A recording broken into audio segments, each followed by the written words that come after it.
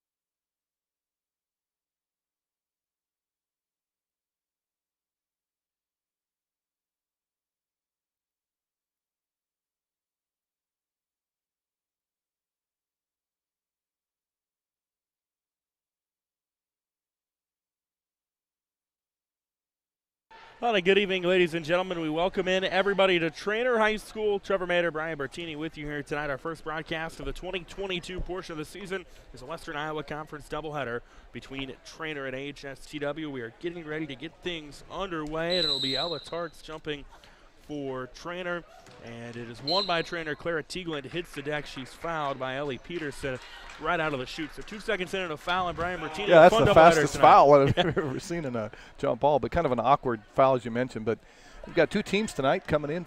AHSTW 4-4, Treynor 9-1.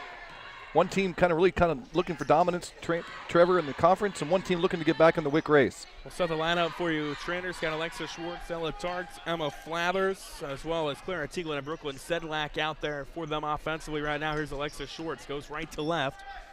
Now make the pass to Teagland. They go down low. Flathers kicks it back out. Sedlak swinging around to Schwartz. And Teagland again goes in the lane. Tarks. She'll go right back to Schwartz. Nice ball movement. Runner is off the glass and good from Alexa Schwartz. Well, that's what Ella Tarks can do. She's got that 6'4" frame. She's such a good distributor of the ball, Trevor. She can swing and beat the zone, what she did right there. For AHSTW, they've got Sadie Paulson, Riley Knopp, as well as Ella Langer, Delaney Gosworth, and Ellie Peterson. Here's on the left side. Riley Knopp with it. It'll dribble left to right. 2-3 zone by the Cardinals as well here. Open up. Now they've got it back to Ella Langer, who goes to Delaney Gosworth. Peterson back to Gosworth. Gosworth, high post, still swinging around the perimeter. Left side, Ellie Peterson. Might have got away with the travel, throws it away. It's into the hands of Emma Flathers. And Treynor will bring it up and over. Teagland passed in the lane, shot blocked. It went to Sedlak. That was deflected by Ellie Peterson. Nice block by Peterson right there, prevented a layup. She did pick up the first foul, so that would have been, kind of a rough start for her if she picked up foul number 2, but nice clean block. 2-zip Treynor here early on KMA 960, KMAland.com, and on YouTube. Here's Teagland, step back, bang, Eric called a 2. Well, her confidence has grown. We've watched her, as a freshman, sophomore, and this year she's just really starting to come into her own here. Talking to HSTW, girls coach Jill Vanderhoof, she said, containing Teagland is our biggest key. Right now our team at a 4-0 hole after that jumper from Teagland. Now down low, Peterson. Peterson dribbles the baseline, swings it out. Here's a long 2 that is good from Ella Langer. Nice basket. With Tarks being a good rim protector for the Cardinals, you're going to have to get those mid-range jump shots, and good start for the Vikings here. 4-2 our score here early on in this one. Teagland brings it up and over. Right side, Schwartz. They'll go down low, Flathers. Flathers, long pass, Sedlak. 3 from the corner. In and out, no good. Rebound, though, won by Teagland. And a reset for Treynor. We'll go back out top, Sedlak in the corner. Teagland will launch one, no good. And gets a no, can't get the rebound. It's stolen away. Riley Knopp comes up with it, but stolen back away by Alexa Schwartz.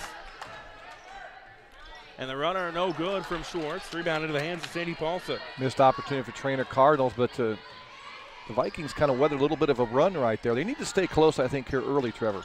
4-2 Treynor, 5:25 left here in the first. Peterson almost turned it over, now kicks it over. Gosthorn 3 for the lead, no good. Long rebound, chased down to the corner by Knopp. Swing pass stolen away by Teagland. And Teagland makes a nice no-look pass to Schwartz, who lays it in. Wow, too much attention. 2 blue girls went to the side of Teagland, and she just waited for her teammate Schwartz to clear that lane, and she got the layup. That was a dime from Clara Teagland to Alexa Schwartz. Makes it 6-2 in favor of Treynor. Now Knopp with it out top, being guarded by Teagland. Will go high post Paulson. Over on the left side, Peterson. They're wanting to post up Paulson. She'll bounce pass it down to her. Paulson being guarded by Tarks. Gets fouled by Tarks. And Sadie Paulson will go to the line. Well, nice work by Sadie Paulson right there. Little up and under move, and Tark kind of committed and brought that arm down. And, of course, if you get the arm down, you're probably going to draw the foul, which she did. The first, actually, they're calling on Flathers, so that was on Tarks. I agree, yeah. I thought it was too. And the first one from Paulson, no good. Treynor will make some substitutions.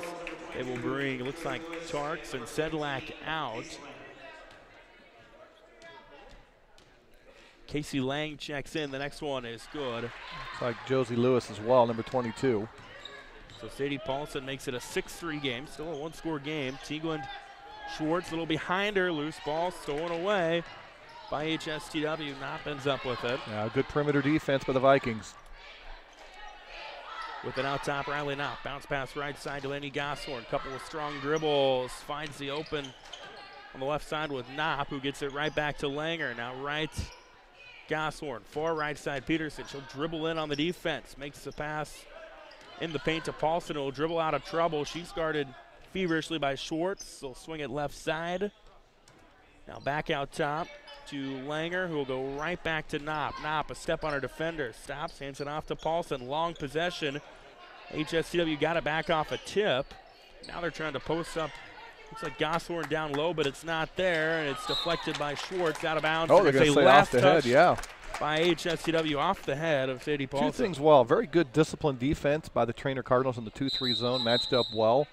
But also fairly good patience by the Vikings, Trev. They didn't force anything there. They just kind of, they're not trying to force a shot, which I think is what Coach Jill Van Hoof wants to make sure they do, is don't throw up quick shots and give the ball to the Cardinals quickly. Alexa Schwartz will bring it across for Treynor. This is a Treynor team averaging about 17 turnovers per game. That's something that Coach Joe Chapman told me they're going to either limit, not only tonight, but going forward. A little high-low action. They'll kick out Tieglin. 3. Yes, it's good from Clara Tieglin. Well, one thing that's impressive about Tieglin, besides her acumen shooting the ball, is her ability to move without the ball. She relocates and works so hard, Trevor, and teammates know that, and they look for her.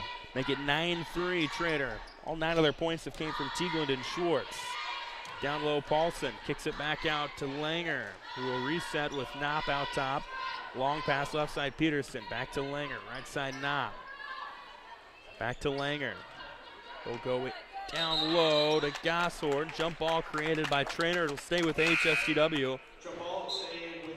Jaden Huseman will come into the game for Treynor.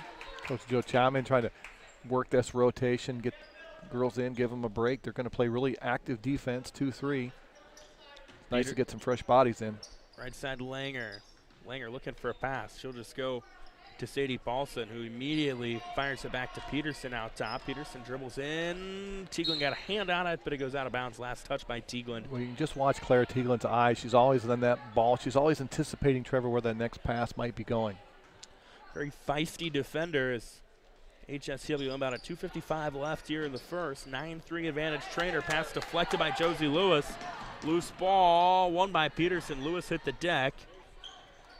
HSTW with numbers for a moment. Looks like maybe they'll slow it down and bring it up and over with Langer. Left side, Paulson dribbles in, picks it up. Almost stolen away out top as they went back to Langer. Now Peterson on the right side will make the bounce pass to Gosshorn. It was deflected by Tieglin. They have to get it to Knopp. Knopp back to Gosshorn. Now Peterson, a 3, no good with a hand in her face. And rebound can't be won by Gosshorn. It was won by Knopp, but she hit the deck. And there's a whistle. Yeah, she kind of landed out of bounds. Again, the Vikings are going to have to get some kind of perimeter scoring to kind of open up some opportunities on the inside of this 2-3 zone. Looks like Sadie Paulson will check out. Grayson Partlow comes in for HSTW. Lady Vikes 4-4 on the year, 3-2 in the WIC. Treynor 9-1, 6-0. Lewis wants to go to Tieglin. That'll go right side, Schwartz in the lane, Lang. Back to Schwartz, she'll launch a 3. Wide of everything. Rebound though won by Josie Lewis and a reset. Tieglin set and shoot, good. You don't want to give Treynor too many second opportunities, especially if the hand, Trevor, ends up in the hands of Clara Tieglin. Now Coach Jill Vanderhoof going to take a timeout. It's 12-3, Treynor leading, 1:54 left here in the first. KMA on 60 and on KMAland.com as well as on YouTube with 1:54 left here in the first.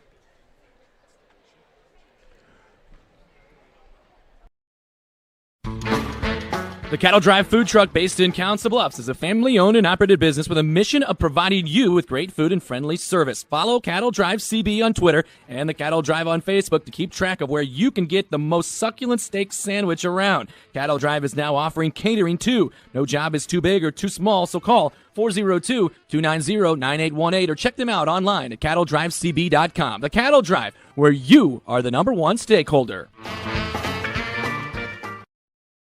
If you're also watching, we appreciate it. Thanks to our partnership with Fuller Digital Solutions here tonight. Brian, 12-3 right now, advantage Treynor, and it's been kind of what they want to do. Get Clara Tieglin some open looks, be able to crash the boards. Yeah, believe it or not, at the 12 points, I think a lot of it's been predicated by their pressure defense. They really made life tough for the Vikings here early in this first quarter, and they've been able to convert, get some opportunities, get down the second chance points. They get the rebound, kick it back out, and if the ball ends up in the hands of Clara Tieglin, she gets 2 chances, Trevor. She doesn't miss many. Yeah, it was 6-3 and then a couple of triples from Teaglin have pushed us up to 12-3. Ellie Peterson will bring the basketball up for AHSTW coming out of the timeout. Riley Knopp with it. They'll go down low, Goshorn. Goshorn back out top, Langer. Makes a pass right back to Peterson, who's being guarded by Teaglin, and Teaglin draws the charge. Again, she does lots of little things right there, playing good fundamental defense, slid her feet, and just a little bit of contact right there, and ends up getting a charge and ends up acting a turnover, Trevor, because they get the ball back. It's a foul on Goshorn, her first. Treynor will bring some more substitutions in. Looks like Schwartz will come out, Lewis will come out, Lang will come out. Pretty thin bench for the Vikings tonight. Only 3 girls available, so 8 total. So Coach Vanderhoot's going to have to watch really closely, Trevor, if anybody gets in foul trouble. We'll go left side, Sedlak in the lane. They'll go right back to Sedlak. Cross-court lob, Flathers trying to post up somebody. Instead, they make the pass back to Sedlak. Loose ball on the floor, stole it away. Looks like that was Delaney Goshorn that came up with it for HSTW. She gets it right back, banks it in. I love that. You reward the girl who got the steal. Goshorn trail down there. Nice kick back to her. That's a big basket right there for the Vikings. 12-5 Treynor, under a minute left here in the first. Brooklyn Sedlak will bring it up and over. Emma Flathers also out there on the floor as well as Ella Tarts. We'll go Sedlak. Left side, Flathers, 3, no good. The mad chase for the rebound is out of bounds. Last touch by Treynor. And Mr. Mark Arroyo underneath. Mr. Derek Martin enjoys his haircut style, doesn't he? Got a good crew tonight. Got Mark Royer, Sean Peterson in the house. Yep. 2 of the best on this side of the state is Knopp will bounce pass it to Goshorn. Got by her defender, gets swatted away though by Ella Tarts. But I like what Delaney Goshorn did right there. She didn't hesitate and pull away from the hoop. She attacked the basket. It was just a good block by Tarks. 31 seconds left here in the first. 12-5 advantage Treynor. On the inbound, they'll give it right back to Langer. Again, trying to post up Goshorn. Now on the left side with it is Knopp. Back out top to Langer. They go to Peterson again, blocked by Tarks on the shot. Wow, that's the advantage of having a 6'4" girl in the middle as a rim protector. Brooklyn Sedlak gets the rebound, and Treynor will bring it up with 10 seconds left. Here's Flathers. Back to Sedlak, down to 6. Back to Flathers with 4. Down low to Tarts, 3. Back to Sedlak. They got to get something going.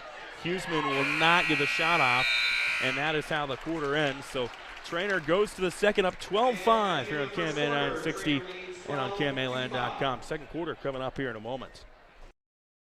Judd Knispel at State Farm Insurance has over 23 years State Farm experience, and he wants to protect what's important to you. Their centrally located office has team members that have over 20 years of experience in the industry, and being in Iowa right on the border has allowed them to be able to serve both Iowa and Nebraska. For auto, home, property, business, life, and health, visit with Judd Knispel today at Judd Knispel Insurance Agency, your State Farm Insurance agent in Council Bluffs.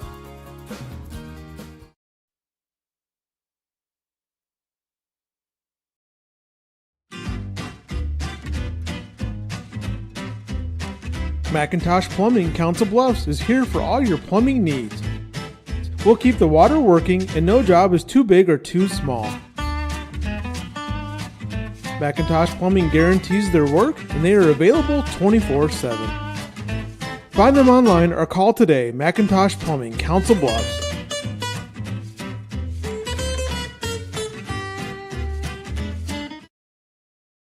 AHSTW, this Western Iowa Conference battle, and it'll be Treynor basketball coming out of the timeout. Looks like Clara Teaglin will do the inbounding duties, and she does, to Alexa Schwartz, who's back into the game. Little run and jump here, kind of a zone trap. They're kind of almost a box and one, I guess, right now in Teaglin. And they go in the lane. Schwartz draws the foul. She'll go to the line. Alexa Schwartz has the other 4 that Clara Teaglin has not scored tonight. Well, and I think Coach Jill Vanderhoof realizes that let's see if we can take away the main threat for the Cardinals, Teaglin, and let's see if somebody else can step up. But as you mentioned, Schwartz done a nice job here getting some points early. So the first free throw from Alexa Schwartz, sitting out no good. Schwartz coming into this from the charity stripe was only 42%. There's a really important rebound here for the Vikings. They got to secure this if she misses it. Well, she doesn't miss it. It's now 13-5. Alexa Schwartz with 5 on the evening. And they'll bring it up, Sadie Paulson. A little 1-3-1 action now by Treynor. Kind of a change out of the quarter break. Gosshorn dribbled in, kicks it back out. Isabel Luna into the contest now for AHSTW. Got to look for a moment, but they'll reset. Langer, long pass, left side, Gosshorn. And a travel on Delaney Gosshorn. It'll be a turnover back to Treynor. Again, good pressure defense. Treynor does a good job, very well schooled, Trevor, in rotating and anticipating the passing lanes even in the zone. Cardinals suffered an early season loss to Harlan. They've since rattled off 8 straight wins. So bring it up and over with Alexa Schwartz, state qualifier last year. They gave Dyke New Hartford a run for their money. Sedlak came across the baseline. Pass was kind of in front of her. She hauls it in, now goes right to Schwartz. Schwartz being guarded by Langer. Will kick it out to Flathers, right back to Schwartz. Now to Sedlak. Sedlak trying to feed Lewis down low. It was deflected. They get it back, though, swinging around the perimeter. Teaglin with it now, being guarded by Knopp. Long pass. Not really sure she had a designated target, but Sedlak gets it back. And they go back to Sedlak. Another long pass out Schwartz. 3 from her. Bang! And that's it. Good patience by the Treynor Cardinals with the box and one on Teaglin. They just wait to get a good spot. Schwartz buries the 3. So much of their offense revolves around, moving the ball around to set up Alexa Schwartz and Clara Teaglin. And that's worked up to this point for the Cardinals. 16-5. They lead. 6:24 left in the first half. Little runner from Langer off the iron, too strong. Rebound won by Alexa Schwartz. And Schwartz will bring it up and over. Down low to Lewis, who was double teamed. Kicks it back out Sedlak. Back to Schwartz. She wanted to shoot it, but pulls it out and will reset. Now Teaglin on the left side will dribble in, draw some attention, kicks it out Sedlak to Flathers, to Schwartz, step on her defender, kicks it back to Lewis. Flathers, Sedlak, she'll pull up from the right side. It's banked short. Loose ball. Lewis had it for a moment. They're still fighting for it. Bodies all over the place, and they're going to say it was rebounded by HSTW, and then out of bounds was Riley Knopp. I think it must have been Mr. Royer on the official there thought that the ball hadn't been secured on the jump ball, so the Viking girl was laying on the end line, side out, ball back to Treynor. Gosshorn and Luna come out for HSTW. They bring Partlow back in. Here's Lewis with it for Treynor. To Schwartz, she'll pull up again. It's good. When you're on, you're on. Well, and that's going to change thinking. The next option maybe is a triangle and 2. Trevor, you guard Teaglin and you guard Schwartz. Alexa Schwartz with 11 and a carry by HSTW. Other way, it's going to be a turnover. Well, these are open court turnovers or unforced turnovers, and that's the last thing you can do for the Vikings as this game starts to get a little further and further out of reach. 19-5, and all 19 of those points have came from the combination of Clara Teaglin. Trainor's content to play this kind of game, Trevor. They'll just take their time, wear it down, and they don't mind scoring these low-scoring games. Lewis, long shot, no good. Rebound won by Grayson Partlow. And HSTW will bring it up and over with Riley Knopp. Knopp will go to Peterson just outside the key. Pass a little behind Knopp, deflected back to Peterson. Bounce pass in the lane. Shot was deflected by Sedlak as they tried to go to Paulson. It ends up in the hands of Teaglin. Teaglin with numbers, races up floor. Little out of control, has to get rid of it. Sedlak long chase, keeps it from a backcourt violation. And Flathers gets it on the left side, all for an overthrow to Alexa Schwartz. Well, that ball was just destined to be the Vikings here. They made about 4 overpasses and recorrections, so just was not meant to be on that possession, was it? I would say that was maybe the definition of a hustle play from Treynor, but all for naught as it goes back to HSTW trying to get something going. Down 14, 4:30 left here in the first half. Yeah, they need a little run and get 6 points in a row here to kind of get a little confidence too here. Stolen away though by Teaglin. That's not going to help the cause. And they'll bring it up. Schwartz. She wants a screen. Looking to see if they get Tarks and she can swing it and go diagonal across the zone. We've also got Jaden Huseman back in there now. As Teaglin with it on the right side. Long pass to Schwartz. Finds her. She'll dribble along the key and will reset. Now they go to Huseman. Huseman gives it to Teaglin. Huseman probably not the ball handler they were wanting out there, but Teaglin did. She'll try to lob it in the lane to Casey Lang, and it's stolen away by AHSTW. Sadie Paulson, nice job fronting the defender or the offensive player right there and coming away with a steal.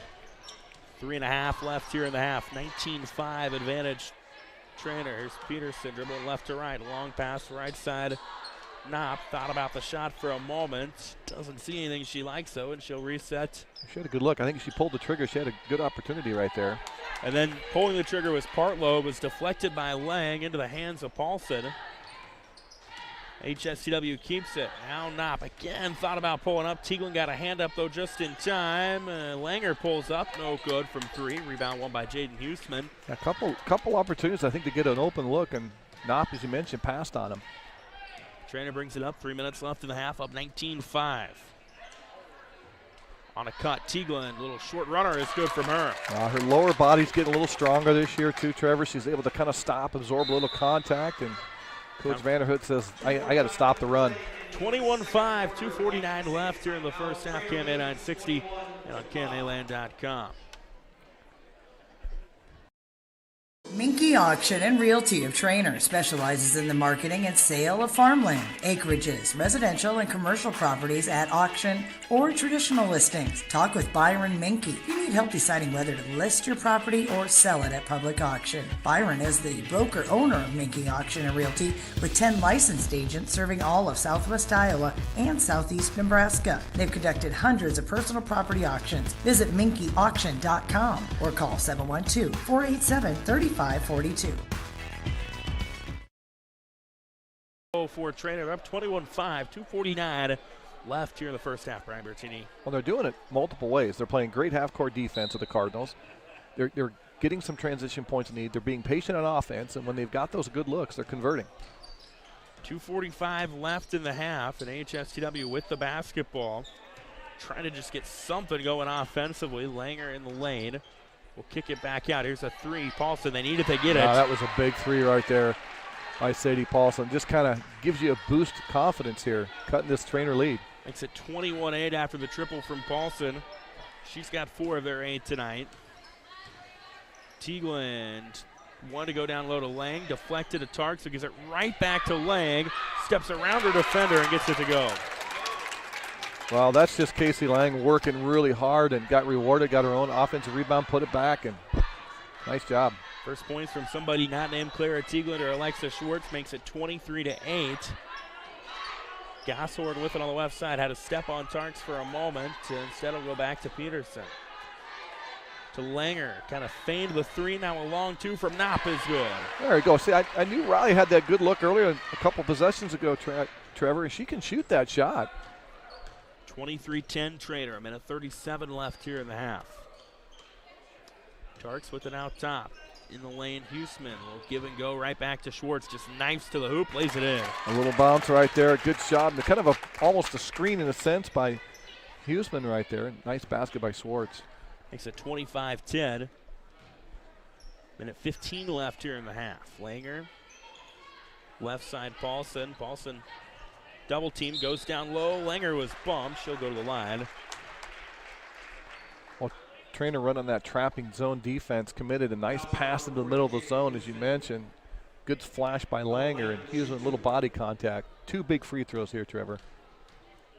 So Langer, who's a 52% free throw shooter, misses the front end. And Brian, so far it's been a relatively clean game, only 5 total fouls. It has. It's been a pretty fast, game. Officials let the girls play, a little bit of contact, but nothing egregious on both sides. And as you mentioned, nobody in foul trouble.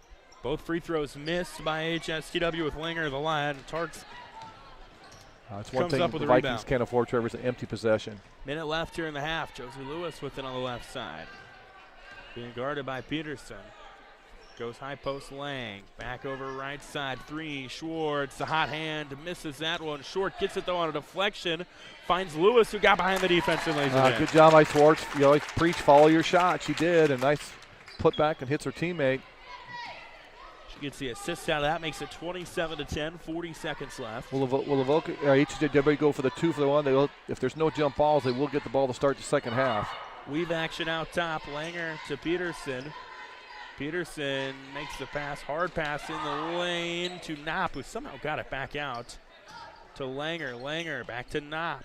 20 seconds left here in the half. To Langer, down low. Stolen away by Lewis. It was deflected by Tarks. And numbers for Treynor. Lewis lays it in. Well, nice job by Lewis right there.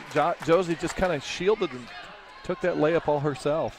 5 seconds left in the half. Ellie Peterson brings it up, and there's a foul with 2.2 ticks left in the half. Not a bad foul in a sense, Trevor. I mean, you prevent a look, and they got to reset. You don't have a lot of time here with 2.2 seconds.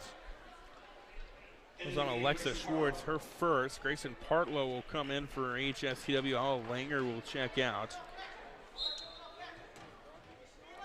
And Knopp on the inbound will go to Peterson. Peterson wanted to turn and shoot. She was guarded. Goshorn had to turn around and hook one, and it's no good.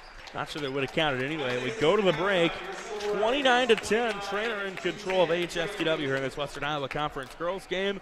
We will catch our breath. Halftime coverage coming up in a moment on KMA 960, on KMAland.com, and on YouTube. Welcome to Treynor Nation.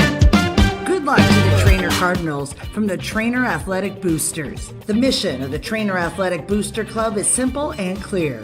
They are here to support and improve the school, the coaches, and the student athletes. If you'd like to join the Treynor Booster Club, find out more at TreynorBoosterClub.com or visit them on Facebook. Helping them in the classroom and in the game, it's the Treynor Booster Club. And good luck to the Cardinals.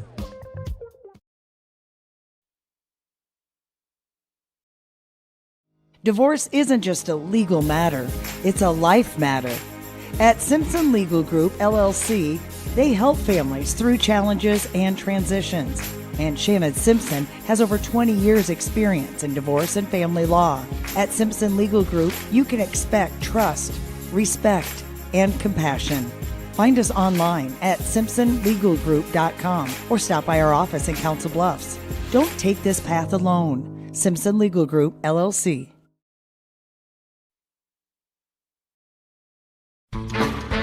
The Cattle Drive food truck based in Council Bluffs is a family-owned and operated business with a mission of providing you with great food and friendly service. Follow Cattle Drive CB on Twitter and the Cattle Drive on Facebook to keep track of where you can get the most succulent steak sandwich around. Cattle Drive is now offering catering too. No job is too big or too small, so call 402-290-9818 or check them out online at cattledrivecb.com. The Cattle Drive, where you are the number one stakeholder. And on the KMAland.com and on YouTube. Huge thanks to our partnership with Forward Digital Solutions for this broadcast tonight.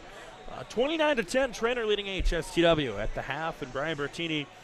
Treynor has definitely leaned on their strengths with Clara Tieglin and Alexa Schwartz. They have, but I think the most impressive thing, and Coach Chapman's got to be really happy, is their defense, Trevor, their half-court defense. They're running, 2-3 extended trapping zone. They went to the 1-3-1. They're just making it really tough for the Vikings to get any kind of offensive flow. And, you look up and you only allow 10 points and a half, Trevor. You got to feel it's going to be tough to win games if you're the opponent, you only get 10 points per half. Right now, Schwartz with 13 points, Tieglin with 11. They've got 4 from Josie Lewis, 2 from Casey Lang. HSTW, they've got 4 from Sandy Paulson, then 2 apiece from Riley Knopp, Ella Langer, and Delaney Goshorn. Halftime here in Treynor. This is a fun one, but Brian Bertini, the nightcap could be a doozy. A pair of undefeated teams in the Western Iowa Conference. First place up for grabs in the WIC, and bragging rights as well. Yes. And control of first place, then aforementioned Western Iowa Conference with both teams. I had a chance on Friday to talk with Treynor boys basketball coach Scott Rucker. We're going to hear that interview as we get ready for that game here in just a few moments. But again, halftime of the girls' game, 29-10. Treynor leading AHSTW here on KMA 960 and online at KMAland.com. Don't go anywhere. Second half coming up.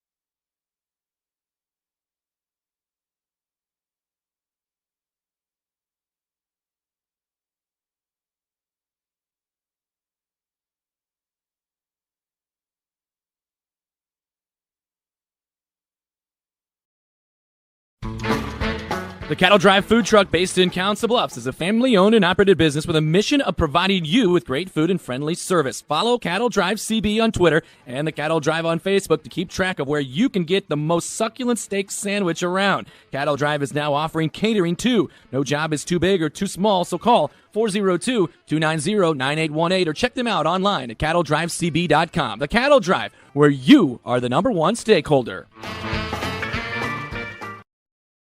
Trevor Mater, Brian Bertini with you, 29-10. Treynor leading AHSTW. And Brian, what are you looking for in the second half? Well, I always like to see, adjustments. What are both coaches going to do? AHSTW's got to find some offense, Trevor. They're down 19. You look at this and it's like, okay, we're down 19. But if you come out, Trevor, score 5-6 points right away, then it becomes a manageable, 12, 13 points. Treynor's going to want to see if they can come out and kind of continue what they've done, extend their defense, get in the passing lanes, challenge all the shots, make it a one and done, and when they get opportunities, push it. And of course, you got two girls that are scoring quite a bit. Put the ball in their hands, right, Trevor? Yeah. Clara Teagle and Alexa Schwartz combining for 24 first half points, 13 of which went from Schwartz, the other 11 from Teagle. They got some production later in the half from Lang and Lewis as well. But it is Treynor it's actually we'll see, should be HSW basketball coming out of the timeout to start the second half. Again, fun boys game coming up. All right, people, make your way back to your seats. We'll get this second half started. And it's HSTW basketball. Vikings start with the ball. Treynor leads 29-10.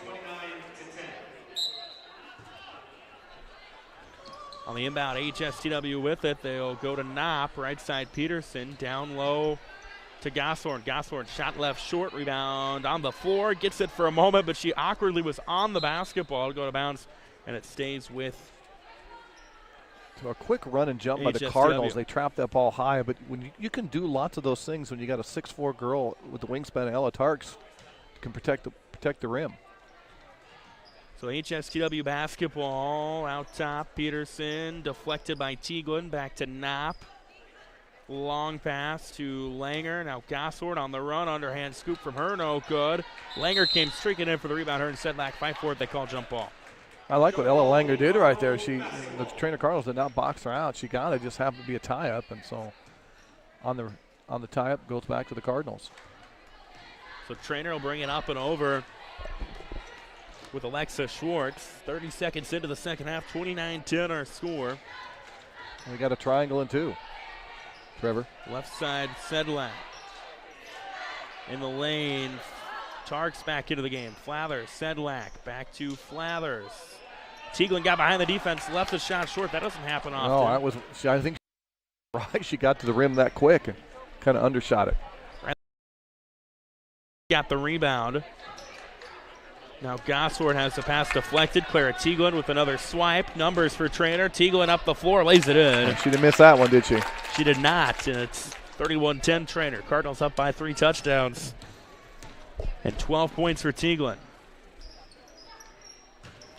Peterson, bounce pass in the lane. Gosshorn, it was deflected. Teaglin gets another steal. She'll bring it up and over. Teaglin to the hoop. Underhand scoop. Good from her. She's got 14. A little hesitation. The defender slid out, and she doesn't need much space to kind of knife her way through. Good finish by Clara. 33-10. The first 4 of this half have gone to Clara Teaglin and have gone to Treynor. 6:25 left in the third. Gosshorn, they want to post up Peterson, but it's not there. So Gosshorn, one dribble. Teaglin, another steal. Just stepped in front of the pass to Peterson, and Teaglin up and over. Will dribble out of trouble. Passes it out to Flathers. Flathers in the paint, Tarks. Teaglin on a cut. Is picked up defensively by Knopp, so they go to Schwartz. Schwartz lost it, got it back to Tarks. Step back 2 from her is good. Ella says, you know what? I've been passing the ball all night. How about I shoot one? I don't know if that's the way they drew it up, but it worked. Coach Chapman says, I'll take that. Give me a 14-foot in-between shot. Another steal by Teaglin. Another steal from Teaglin. Schwartz, nice Euro step, lays it in. Yes, that was so hard to do, and Coach Vanderhoof's going to get a timeout. So the first 8 of this half have gone to Treynor, and it is now 37-10. Quick timeout. Cam Anine, 60.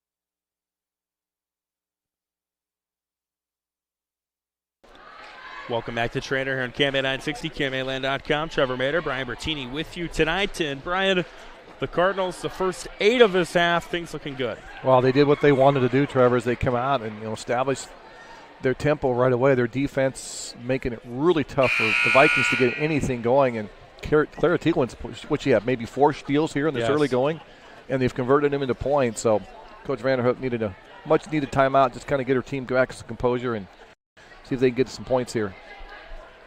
So it's HSTW basketball coming out of the timeout. Again, 37-10. Cardinals get another interesting test on Friday night when they take on Underwood. Looking forward to that one. There's a backcourt violation. The defense set that one up. Knopp was on the line. Now they get, they get Underwood coming up on Friday. That'll be fun. HSTW has an interesting one on Thursday with Stanton. The Vikings are, running through the Western Iowa Conference of Audubon tomorrow night on KMAFM. Teaglin to Flathers, being guarded by Partlow. A pass overthrown to Tarks. Teaglin got it, though. Tried to make the fancy pass to Tarks. That's stolen away by Knopp. A good defense by the Vikings right there, getting the passing lanes. We'll go right side Knopp. Back to Langer. In the lane, Peterson. Tarks got tall on that one to distort that shot, and it's rebounded by Schwartz. Teaglin brings it up and stepped on the line, trying to dribble through the double team.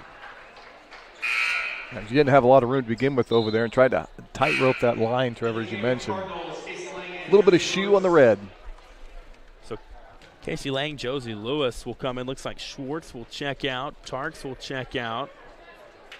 They go a little bit smaller, but they still stay real athletic, Trevor. And they, again, well-schooled. Coach Chapman's done a really nice job of instilling that defensive attitude. In the lane, it was poked away for a moment from Gossler, and she gets it back. Long pass to Knopp. They went to Partlow. It's on the floor, and Sedlak creates the jump ball. I think it's going to stay with HSTW, though it will. Jump ball to stay with the Vikings. 4:40 left here in the third quarter. HSTW yet to score in this half. And Knopp on the inbound will pass it out to Peterson. Peterson dribbles in. Little runner from her. Too strong. Rebound Brooklyn Sedlak. Treynor wants to run it. They bring it up and over with Lewis. Lewis on the right side, dribbling right to left. Picked up, so she goes to Teaglin off a screen. Teaglin, jumper, good. Yeah, and you see Trevor working without the ball, working hard, coming off. The defender just turned her head for a moment. Teaglin took advantage of it. 39-10 now our score. Teaglin was 16. Here's a 3, Ella Langer. No good. The drought continues for HSTW as Josie Lewis gets the rebound. I'll tell you what, she's been impressive. She's not afraid to go in there and mix it up on the boards. Lang got behind the defense. Will kick it back out to Lewis. Under 4 left here in the third. Almost stolen away by Langer. Lewis gets it back, though. Lang. Back to Sedlak. Now to Lewis. And a whistle and a foul.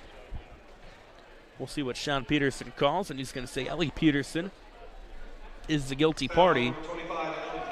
That's her first.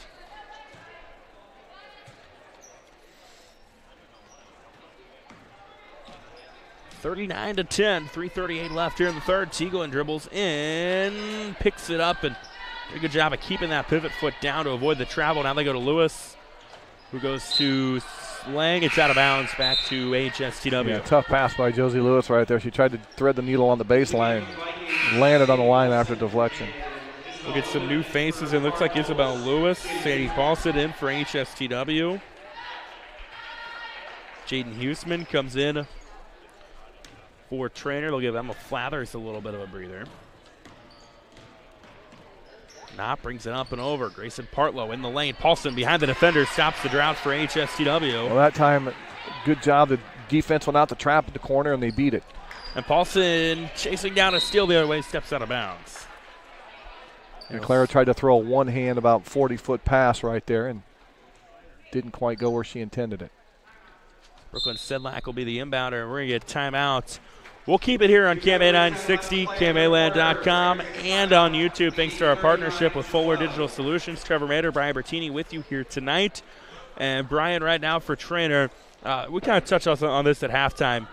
The offense is revolved around Clara Teagle and Alexa Schwartz, but the most impressive part, arguably, the defense. Anytime you can hold a team to only 12 points through 20 minutes of basketball, you're doing some things right. Yeah, and they do it different ways. They got the rim protector and Ella Tarks at 6'4".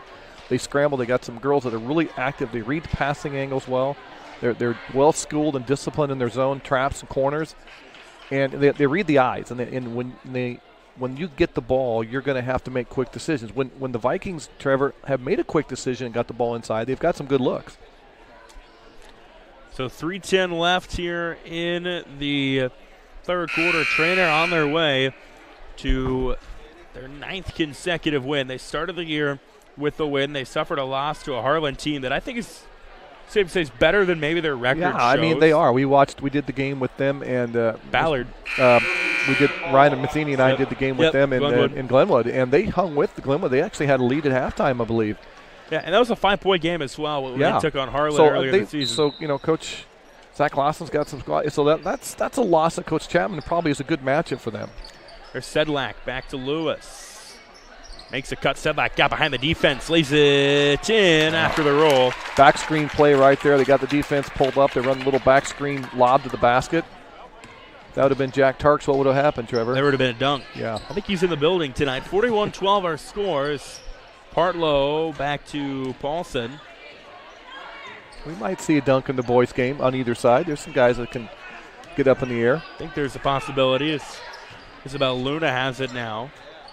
She'll go back out top and a reset with Riley Knopp way out. 2:30 left here in the third. 41-12 advantage. AHSTW trailing. Treynor with the advantage, I should say. Is swing pass to Peterson, back to Luna, who goes right back to Peterson. Got by Teaglin for a moment. Tough shot, draws the foul. Good patience by Ella Peterson right there. She didn't force that shot. She did the little hesitation, ball fake, attacked the baseline, and drew the foul. So Ellie Peterson will go to the line. HSW 4-4 on the year under head coach Joe Vanderhoof, second-year head coach for the Lady Vikes. Peterson, a little bit of a makeover. I mean, last year they had a lot of returning girls. Claire Harris, Claire Denning. They had, got to a regional final. Yeah, they had girls that were very seasoned, and girls like Delaney Goshorn were kind of those role players. And it changes perspective when you suddenly now become the girl that's got to shoulder a little bit more of the scoring responsibility. Peterson goes 1 of 2 at the line. Teaglin, long pass out to Lewis, who got a screen and has it blocked by Peterson. Huseman gets it back though and lays it in. Jaden Huseman, right place, right time, Trevor. Makes it 43-13. HSTW will bring it up and over. Riley Knopp to Partlow, and she stepped on the line. Getting close to that magical 35-point number, aren't we? So Delaney Gossward will come in. Isabel Luna will check out. HSTW led by Joe Vanderhoof. Treynor led by head coach Joe Chapman. Both of them Velisca graduates as Teaglin brings it up to Sedlak, who then gets it to Lewis on the right side. In the lane, Sedlak down low, gets picked up defensively. It doesn't matter. She lays it in. Tough angle right there. She kind of threw it up off the side and got that favorable roll. And good basket by Treynor. Makes it 45-13. 1:36 left here in the third. Loose ball on the floor. Josie Lewis comes up with it. And out top to Lang. It goes back to Lewis. Thought about the three. He'll dribble in. A little short two from her. Foul from behind, and she'll go to the line. I like the ball fake. She could have settled for that 17-foot shot. Chose to, improve her position. Got the foul on the ball fake and go to the line for 2. So Josie Lewis at the three-point line. Looks like Treynor going to bring some substitutions in. Looks like Flathers, Tarks. You mentioned Coach Chapman, of course, looking forward now probably to that matchup with Underwood, which Underwood's got some athletes and some size. Elizabeth Jacobson, 6'3". Ella Tark, 6'4". You don't see that too often, Trevor, on one game with 2 girls over 6'3". And, of course, for the familiarity with one another as well, as Lewis goes 0 for 2 at the line there. And being 2A, the potential you might run into each other. These 2 teams here, of course, HSTW being 1A this year, boys and girls, so. Here's a 3, no good off the bank. Rebound, though, Goshorn, only to be stolen away by Teaglin. Teaglin will bring it up and over. A minute left in the third, 45-13, Treynor leading. Teaglin got a screen. Jumper, free throw line, good. Little ball, crossover dribble, extend it, make that little left-hand shot, elbow shot, as they used to call them, 15-footer. 48-13 our score. We get a 47-13 our score, rather. Ball on the floor. Foul on Ella Tarks. They'll stay with AHSTW with 48 seconds left in the third. Knopp on the inbound. Out top, here's a three. Goshorn couldn't quite get the bank. Rebound, though, by Knopp. Shortest girl on the floor got that rebound. Right place, right time. They'll go to Paulson, who then they swing it around. Goshorn long two. No good either. Paulson fought for the board. Chases it down. Good hustle by Sadie. She did not give up on that. Under 30 left here in the third. Here's a three. Grayson Partlow banks it in. I like it. Good possession by the Vikings right there, Trevor. They didn't quit on that and kept scrambling and got the ball and got a three out of it. 47-16. 10 seconds left here in the quarter. Schwartz leaves it short. Tartso cleans it up. Puts Nice it back. job by Ella Tarts to clean it up. So we're going to go into the fourth with Treynor leading by 33 as the half-court shot no good from HSTW. 49-16 our score here on KMA 960 and online KMAland.com and on YouTube thanks to our partnership with Fuller Digital Solutions. Fourth quarter coming up here in a moment from Treynor. Don't go anywhere.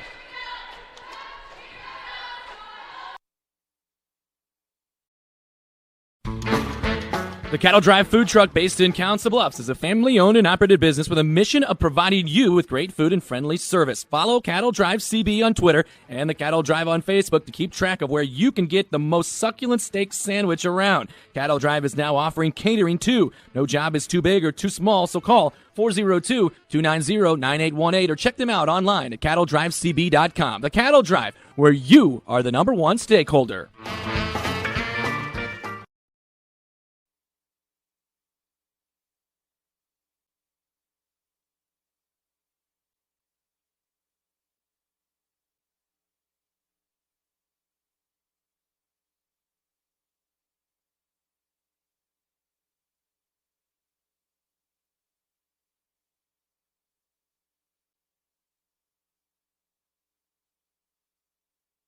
Well, we go to the fourth here in Treynor, 49-16. Treynor leading HSTW, this Western Iowa Conference Girls Battle on KMA 960, on KMAland.com, and on YouTube, thanks to our partnership with Fuller Digital Solutions. Trevor Mader, Brian Bertini with you here tonight.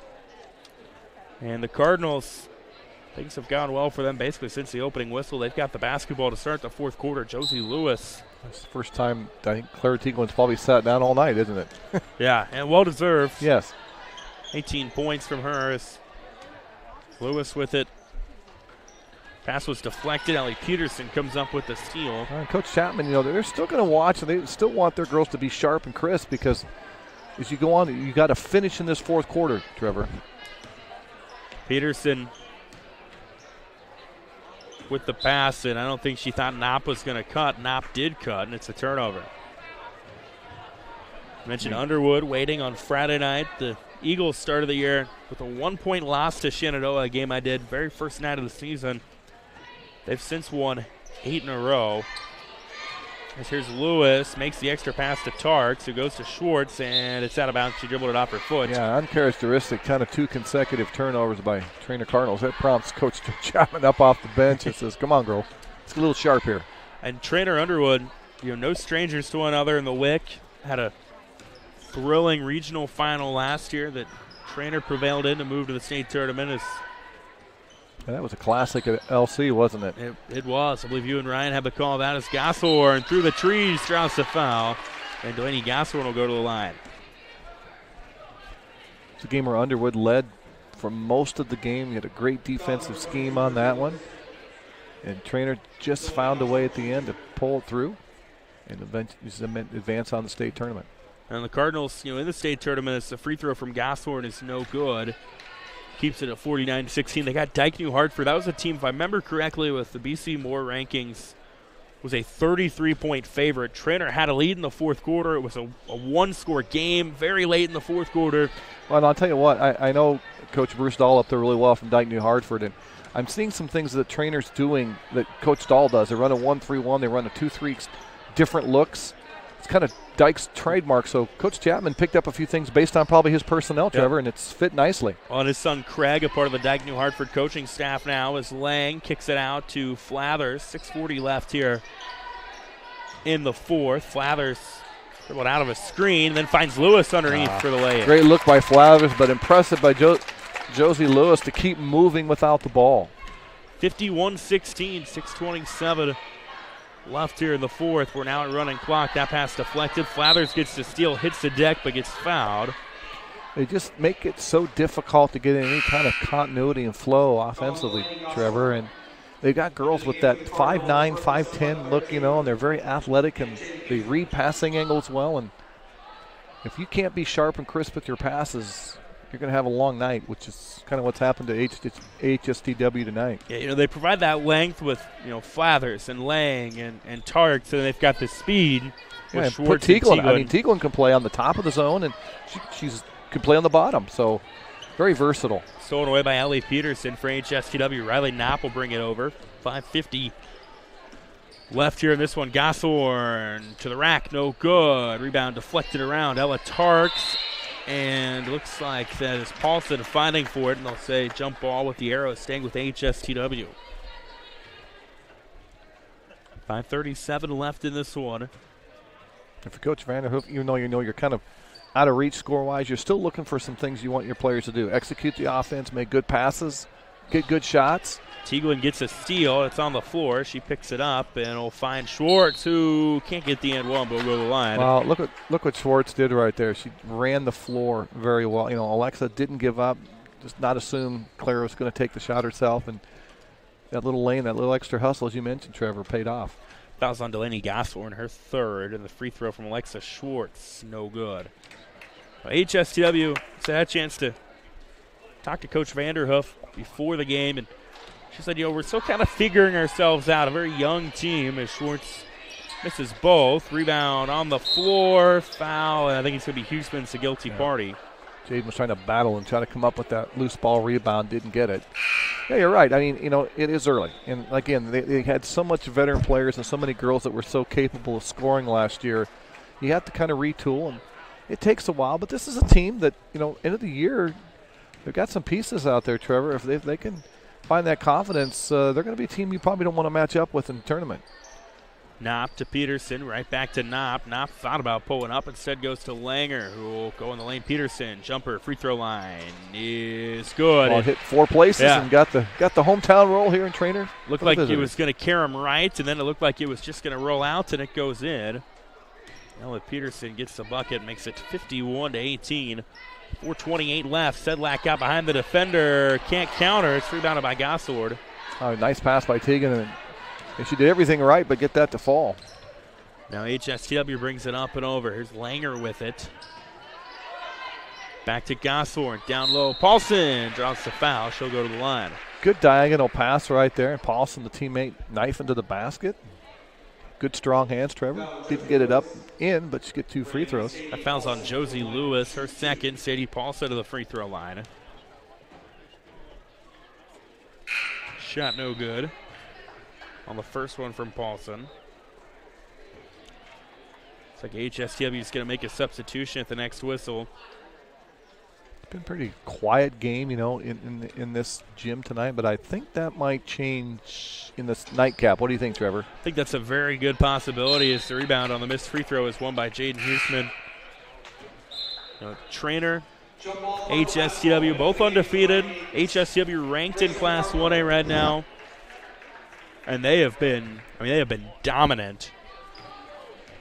Clara Teaglin will bring it up and the Treynor girls, I guess we should mention, they start the year here 2022 number 6 in the girls union poll, so they're looking every bit of that tonight. Sedlak on the right side with it, makes the pass in the lane. Tarks, there's a whistle and a foul. She's going the other way. That backhand to kind of push off and gain a little advantage. And Mr. Mark Royer says, I'm going to call that one on you. We'll go the other way. That number 6 ranking huge, Brian, because the way the Iowa Girls High School Athletic Union likes to kind of shape the postseason. Top 8. They reward what they feel are the top 8 teams more often than not. Treynor definitely in a position to have that happen to them, as here's a 3 that is no good from Langer. Rebound Grayson Partlow. It's on the floor. Gosthorn gets it and gets it to go. Good job by Delaney, not to give up, follow the fly of the ball and pick it up and cash it in. 4 quick points for the Vikings. 3 minutes left in this one, 51-20. Lewis dribbling right to left. Will bounce pass it to Sedlak. who gets a screen from Tarks. On a cut, Lewis. It was deflected by Peterson, who just was tall. And then it's back into the hands of Josie Lewis. Lewis being guarded nicely by Partlow. Tieglin on a cut, dribbles through the traffic, pass behind Tarks. Huseman tracks it down, goes to Sedlak. Almost stolen away by Langer. Coach Chapman going to take a timeout. We'll take a real quick 30-second one with them. 51-20, Treynor leading here on Campaign 96. Judd Knispel at State Farm Insurance has over 23 years State Farm experience, and he wants to protect what's important to you. Their centrally located office has team members that have over 20 years of experience in the industry, and being in Iowa right on the border has allowed them to be able to serve both Iowa and Nebraska. For auto, home, property, business, life, and health, visit with Judd Knispel today at Judd Knispel Insurance Agency, your State Farm Insurance agent in Council Bluffs. Oh, we're 2.5 minutes away from this one being in the books. Treynor in control 51-20. The Cardinals led 29-10 at the break. They scored the first 8 of the second half to really kind of thwart any chance of an AHSTW comeback, and they've held on since then. Brian Bertini there, like I said, 234 away from a 9th consecutive win. Yeah, and I think the 20 points up there on the defensive end is what makes the coaching staff, Coach Joe Chapman and staff happy, because they really did a lockdown job tonight. The points offensively will come, but they've gotten some points because of their defense tonight and execute. So good start to them for the year 2022. Treynor will bring some reserves in. Looks like Olivia Larson and Reese Chapman among those in the game. Alexa Schwartz had it for a moment. They go to Flathers, who goes right back to Casey Legg. Now Larson was picked up defensively by Peterson out of bounds. They'll say it stays with Treynor. Clock will continue to roll. And these are important minutes for some of the girls. Treynor, Coach Chapman wants to evaluate how they're going to handle some situations. Who's a girl that's not afraid to maybe take a shot? We'll go to Lang. Lang, power dribble, underhand. Like right there. There's a good example. I mean, you start seeing that, and it also gives those girls confidence that gets them to tournament play, Trevor. Hey, I can count on them, and they feel good about their opportunities too. 2 minutes left, 53-20 Treynor. And this is a Treynor senior class. Here's a kind of off-balance 3 from Partlow. No good. Rebounded by Lang. That, when they were freshmen, the likes of Kayla Chapman, Connor Sudman, Sydney Huseman were leading the Cardinals to a state title. As Larson with it now, dribbling left to right. Now to Schwartz. We're down to 90 seconds to go. Still looking to execute their offense, work the ball around, do the skip pass. In the lane, Lang will go to Flathers. Got her defender to leave her feet. Leaves it short, though. Fights for the board, draws the foul. And Emma Flathers will go to the line. Emma Flathers.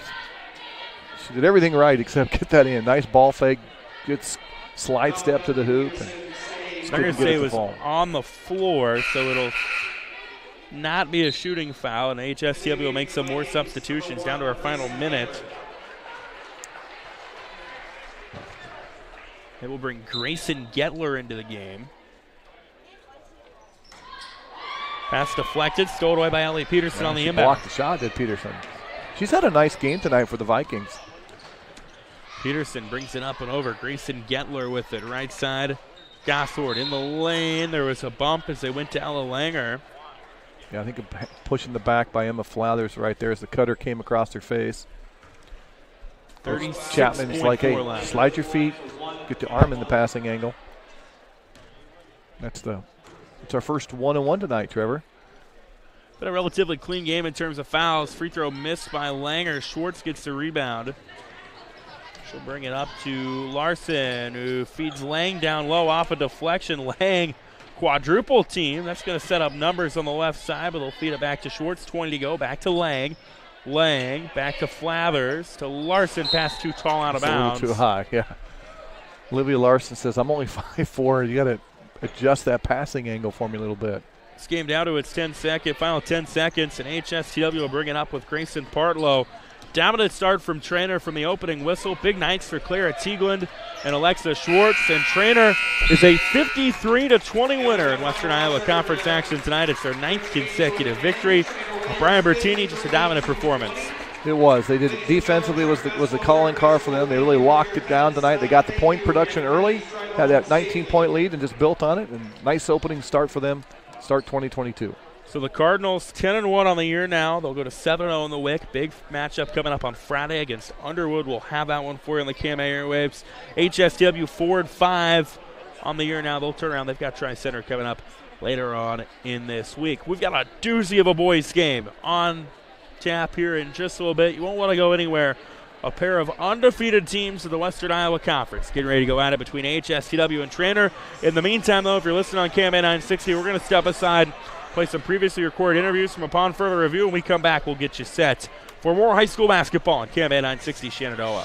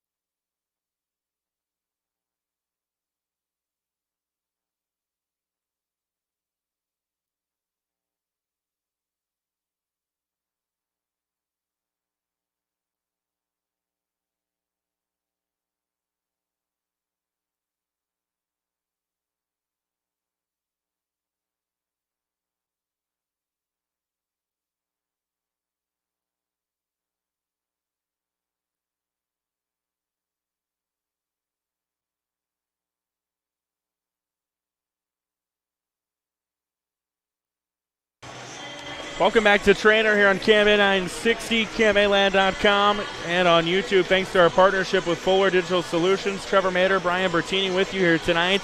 If you were listening earlier, you heard the Treynor girls pick up a dominant win over AHSTW. And now, Brian Bertini, we've got what could be a doozy on our hands here tonight in boys play. Not could be, Trevor. It's going to be, because these both teams, nobody's lost. So somebody's going to take their first loss of the year. And there's a lot of hunger for both these squads. They both have their sights set on playing at Wells Fargo, I think. And, you know, with Coach G.G. Harris and his squad, this is kind of the maturation. This group has just been kind of growing. And like you said, all these returning starters, and this is the year they feel like they've got all the right pieces. And, of course, Scott Rucker, they lose players, but they just reload, don't they? Yeah, and it's a perfect storm for AHSTW this year.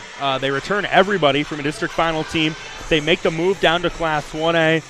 They've been dominant up to this point. They've won every game by at least 30 points. Their alone stuff, I mean, they really haven't been challenged much so far this season. Let's see if I can find the stat that I had from earlier this week. I believe our average margin of victory, 31.5 points per game. So yeah, it has been a dominant start for Coach G.G. Harris' Their team. Closest game was the one game with Creston, I think, wasn't it? I don't think they didn't play Creston. It was maybe that was a different score. Yeah, you're right. They played their close game's a 21-point game over Logan Magnolia. That's true. So, things have been clicking for them so far this season. Meanwhile, Treynor, as you mentioned, not really I wouldn't say a rebuild. They've just reloaded this year. They were a team that beat AHSTW to get to the sub-state finals last year. But they're 7-0. They've looked pretty impressive while doing so as well. And they've done so, as Coach Scott Rucker told me late last week, kind of in a different style they've had to do in years past. It's a young team, but they're learning. They're making strides. They have a chance to really make a statement tonight. Yeah, and they like to hang their hat on their defense. They really do. They like to scramble, get you into a half-court set, and they rotate well. They've got size. As you mentioned, Jace Tams has really stepped up his game as sophomore. As Coach Rucker talked about in your interview, Trevor, he's a guy that can fill it up, and that gives them another great offensive opportunity on the floor. Now, going back to the quick stats arrow, which is all the way back to January 5th of 2007, Treynor has a 25-7 advantage in this series. HSTW won the first battle last year by 3 points. That snapped would have been a 6-game skid for them. Treynor won the next two. They won the second one 68-64 by 4 points. Then they met a district final at Abraham Lincoln. Treynor rolled 84-53. And I'm sure if you're Coach G.G. Harris and company, they've been thinking about that matchup for the better part of the last 11 months. And it's a perfect scenario for both these squads. As you mentioned, they get two regular season matchups in conference play. Yeah, you want the conference title, but they're going to look at this as, hey, this is prepping us for our next run once tournaments begin. Coach G.G. Harris' squad says, hey, we don't have to run to these guys, but we want to make our mark so that maybe we get that little little better draw, as you mentioned, Trevor, and set ourselves up for that run to Wells Fargo. Lineup for HSTW tonight, 6-0 under the tutelage of Coach G.G. Harris. They're going to roll with Cole Scheffler, Raiden Groby, Nick Denning, Kyle Sternberg, and Braden Lund. They've got 3 dudes averaging double figures right now in Groby, Sternberg, and Lund.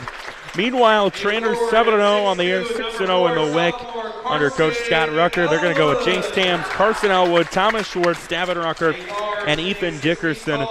And Brian, you look at Treynor, you kind of talked about Jace Tams leading the way for them. Thomas Schwartz has been stellar as well.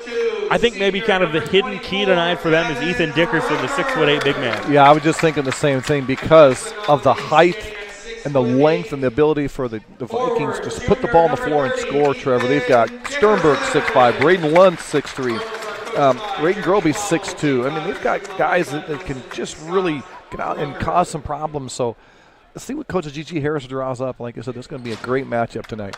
I think the key for HSTW, among many, Braden Lund has been big for them. But where he's really grown his game this year is outside. I believe he had only 21 three-pointers all of last season. Right now he's got 15 through 6 games. So he's developed an outside game that's obviously opened up the floor for him and the rest of the HSTW offense. And Cole Scheffler, the distributor, he's the guy that can really stir this drink, and he can really he loves to get the ball. He loves the ability to get assists, Trevor. We've watched him the last couple of years play, and one thing about Cole, he plays with a smile on his face, and he's the guy that's going to work hard, and if you get open, he'll get you the ball.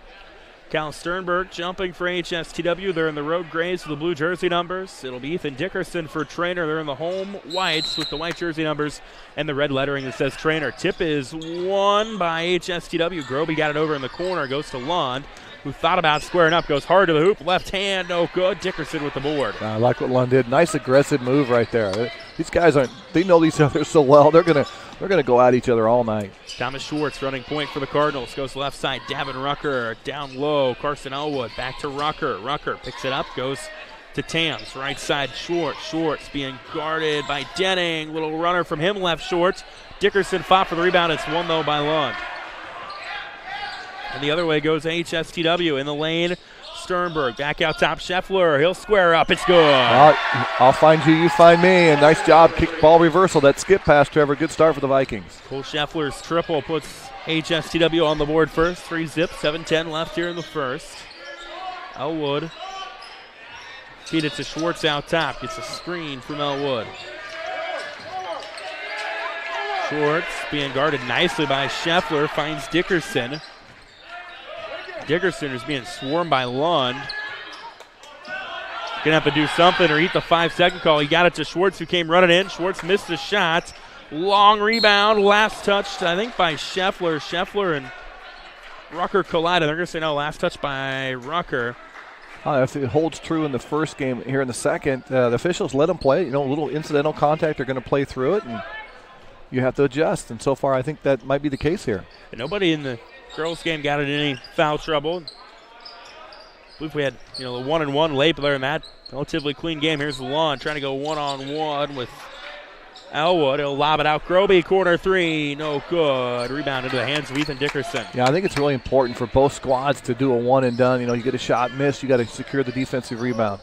Schwartz to Rucker, gets a screen. Now looking for something to do, and it's stolen away by Braden Lund. Lund with a defender trailing, leaves it short, and rebound chased down by Sternberg. There's a deep three, Scheffler, no good. Again, Sternberg tracks down the rebound. And they'll go to Groby on the left side. Back out top, Denning a three. No good either, and that time Ethan Dickerson gets the board. Good hustle by the Vikings. They got a couple looks right there. They just couldn't convert. 3-zip AHSTW, 5:50 left here in the first. Carson Elwood with it out top. Now to Jace Tams. The lefty, a three. No good off the iron. Sternberg skies above everybody for the board. And they'll bring it up. Sternberg carries it in, leaves it long, and rebound won by Ethan Dickerson. He's already got a handful of boards tonight. Schwartz brings it up and across for Treynor. Carries it to the rack, draws the foul. It could be on the floor out of bounds, but both teams adept at really taking the ball to the rim. They got several guys on both sides, Trevor, that are not afraid to attack the basket. First foul on Nick Denning. First team foul for AHSTW. 5:25 left in the first. 3-zip Vikings on the inbound. Dickerson. Dickerson being guarded by Lund. Looking for something. He'll go out top. Elwood. Elwood.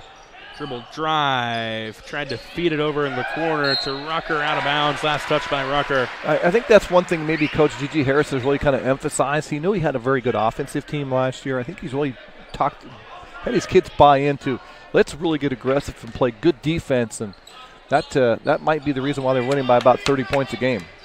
Groby gets a back screen from Lund, is double teamed, so he'll give it to Sternberg, who drives in, who finds Scheffler. Scheffler pull up, no good. Groby, though, got positioning for the board, and it was blocked by Dickerson. Right back to Groby, though, who then draws the foul. Raiden Groby not afraid of contact, and this is, from 3 years being a starter. And he's really grown. This is his senior year. He really wants to step up and take advantage of taking the ball to hoop. And I'm really liking what I see from him. He's a little quicker off the floor, I think, this year, Trevor. Found Dickerson his first as Raiden Groby goes to the line, misses the front end. Now, Brian, Ethan Dickerson has already kind of had an impact on this game with some rebounds, some contested shots. Well, there's that 6'8" with that long wingspan, Trevor, and he's timed it well. Do you try to go at him and, maybe take some lumps and hope to get him in foul trouble and take that away? We'll have to see as the game goes on, as Groby misses both of them. Yeah. Dickerson with another board. Well, and I think it's something that Coach G.G. Harris will talk, if you can skip past it and get him off the spot and then attack him. Schwartz picks up his dribble, wanted Elwood to cut. It's out of bounds. Elwood tried to plead that it was last touched by Denning, but to no avail. Yeah, good defense by Nick Denning. Really read that backdoor cut and made that tough angle pass. And again, we've seen some really good defense here for half a quarter, Trevor. Turnovers kind of dooming Treynor up to this point. 4.5 left here in the first. 3-zip Vikings. Groby will hand off Sternberg. He'll pull up for 3. It's good. There's Kyle that Sternberg. range you talked about, just a little step out right there. It doesn't need much, and being, 6'5", he doesn't need much space to get the shot up. 6-0 advantage AHSTW. They trap Schwartz. He's able to find an open man. Now Dickerson with numbers. Underhand scoop left short. Raiden Groby with the rebound. Numbers for AHSTW. Sternberg stop and pop. Bang! Nice shot. That's that transition 3. But great job. Dickerson looked like he was going to have a layup. That's a 5-point swing right there, Trevor. So Kyle Sternberg makes it 9-0. 3:50 left here in the first. Dickerson got it to Tams, who's been quiet up to this point. Really aggressive defense right now. And a 5-second. I think Coach Scott Rucker called a timeout. So we'll take a quick 30 with him here on KMA 960 and on KMAland.com.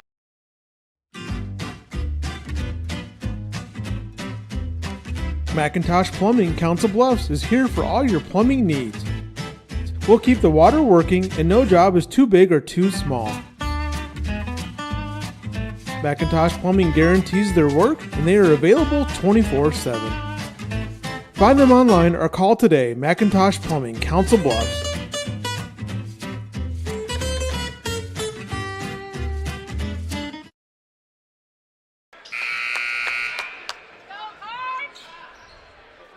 The first 9 points of this game have got AHSTW. 3:38 left here in the first quarter. Brian Bertini, right now we're seeing a swarming defense from the Vikings. Yeah, their length and their ability to recover and get back in the zone, and defense has really made it tough for Treynor to get any kind of offensive looks. Right now, we'll go to Thomas Schwartz. You don't see this too often where Treynor's played almost a quarter and haven't scored yet. Schwartz ends that. He says, yeah, enough of that. It's almost like he heard you or something. Makes it 9-2. Probably heard Coach Rucker. Yeah. Timeout. Now here's Lund being guarded by Thomas Schwartz. There's a 3 that is no good from AHSW. Jace Peterson into the ball game, missing that one. And Schwartz brings it up. Contested shot, no problem, lays it in. He says, all right, we can't get the perimeter game to go. Let's attack the rim. 9-4, a little bit more frantic pace, and stolen away by Thomas Schwartz as Jace Peterson tried to avoid the turnover, ends up getting him in a foul on Braden Lund.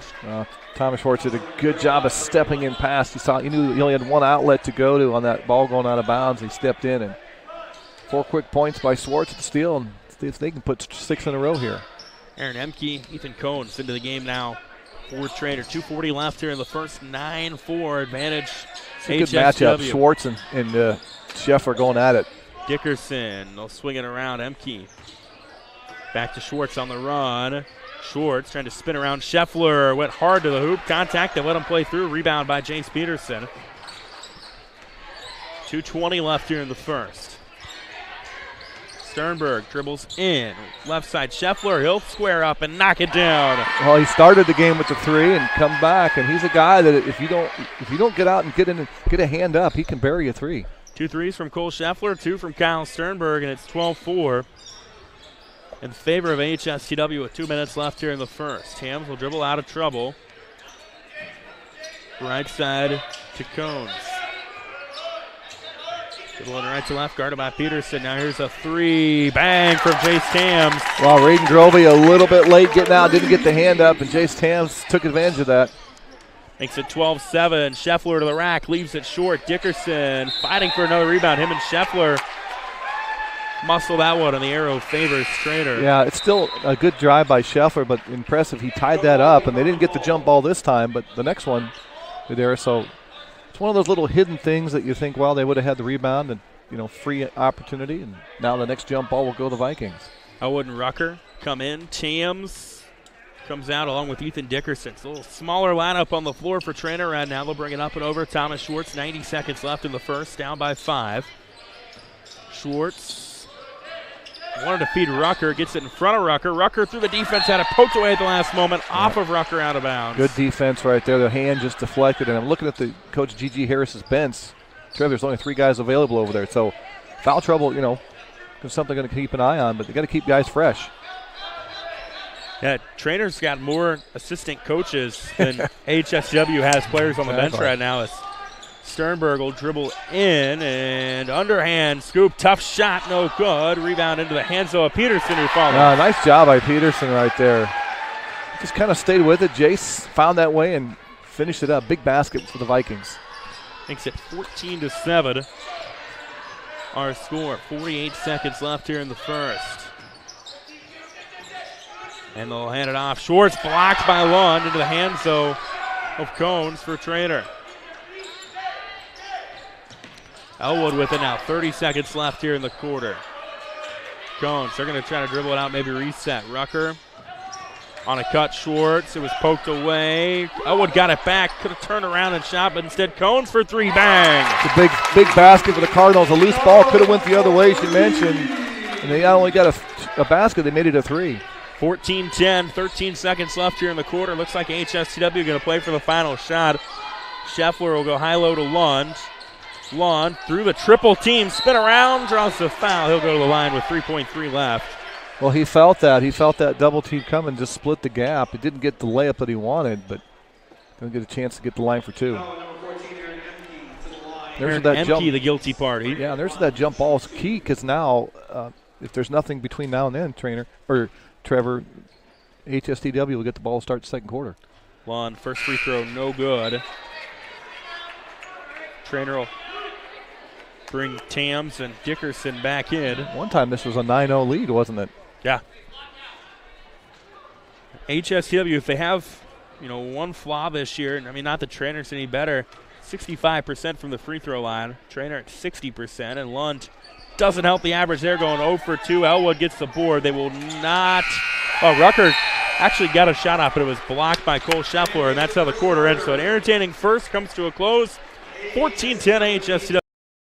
Minky Auction and Realty of Treynor specializes in the marketing and sale of farmland, acreages, residential and commercial properties at auction or traditional listings. Talk with Byron Minky. If you need help deciding whether to list your property or sell it at public auction. Byron is the broker-owner of Minky Auction and Realty with 10 licensed agents serving all of Southwest Iowa and Southeast Nebraska. They've conducted hundreds of personal property auctions. Visit minkyauction.com or call 712-487-3542. To Treynor on KMA 960 Shenandoah, also on KMAland.com if you're watching the video stream, or on YouTube, thanks to our partnership with Fuller Digital Solutions. Fun one up to this point. HSTW leading Treynor 14-10. And Brian Bertini, we saw HSTW get out to a 9-0 lead off some big threes, but Treynor settling in a little bit. Yeah, Tommy Schwartz got the 2 quick baskets and got him on the board, and then kind of traded baskets. Missed opportunities, I think, for both squads at the free throw line for the Vikings, and some missed opportunities for the Cardinals on some mid-range jump shots. But again, let's credit both teams' defense, and they're really getting after it, and so far hasn't disappointed, has it? Now, both these teams come in unbeaten. Treynor 7-0, Riverside 6-0. These are 2 of the top teams. Not Riverside. Yeah, I was thinking because they just played Riverside. Yeah. Treynor 7-0, HSTW 6-0. Had a brain lock there for a moment. Top 2 teams in our KMA Land power rankings as well. HSTW at number 1, Treynor at number 2. So HSTW basketball to start the second. Jace Peterson with it. He'll hand it off Scheffler.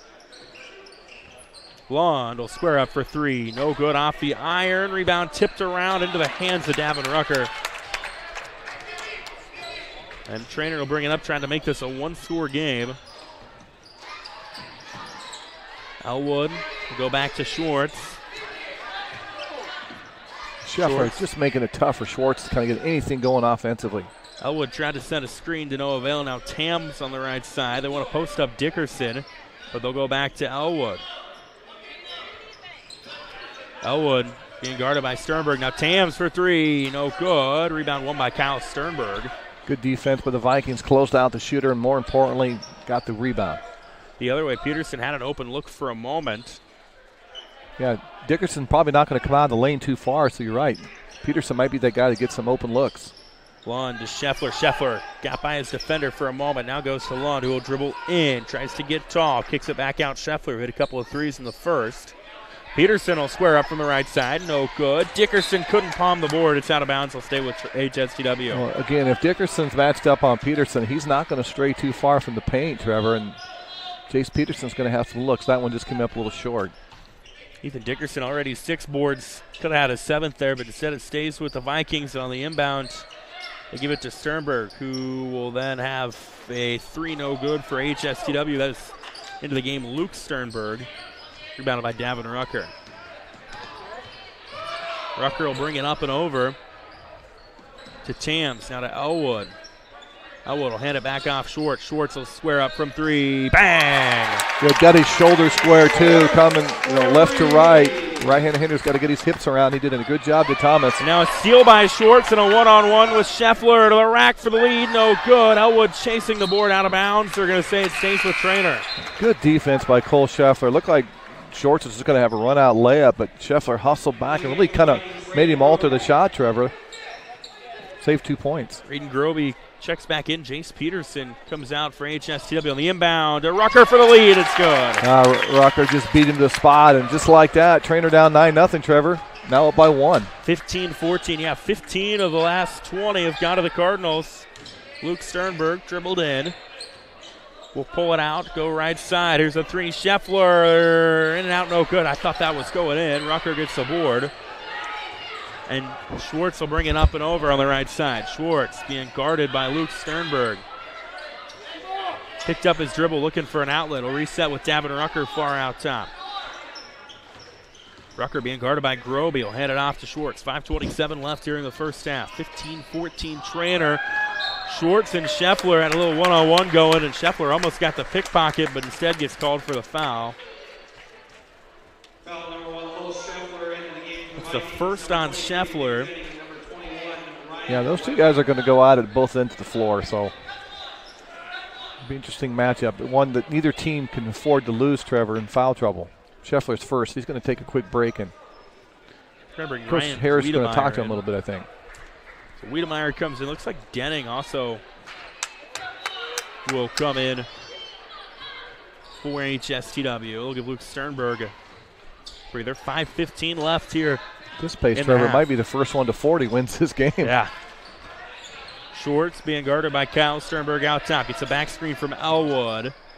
Elwood then caught, but never had a chance to see him, did Schwartz, and a whistle and a 5-second call. He didn't attack the basket. As long as you can attack the basket, you can get a reset on that, but he flattened it out, closely guarded, so that's what they called.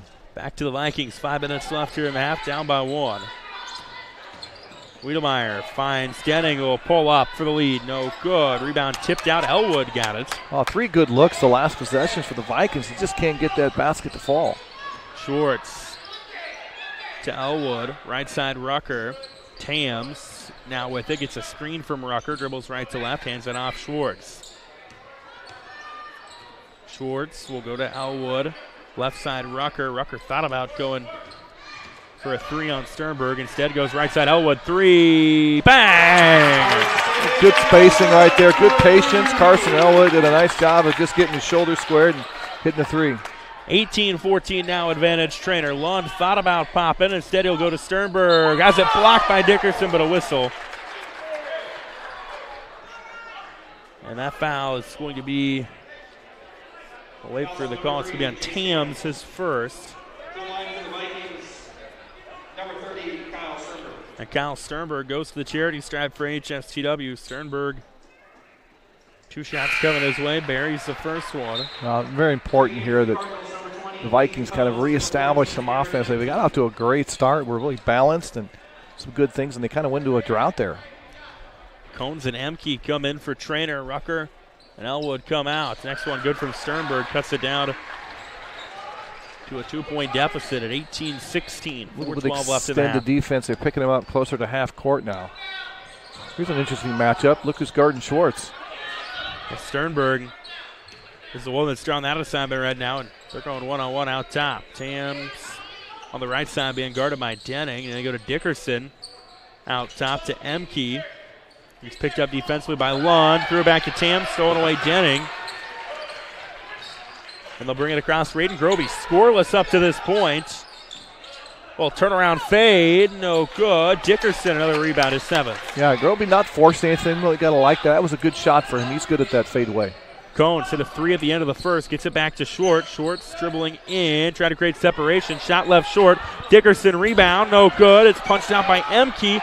On the run, Sternberg to Denning, who stops over Dickerson, lays it in. Well, I think Dickerson thought he was going to get a block, but threw that high enough off the glass to get the basket. Now we get a whistle, 18 all in this timeout, 3:16 left here in the half on KenBet 960.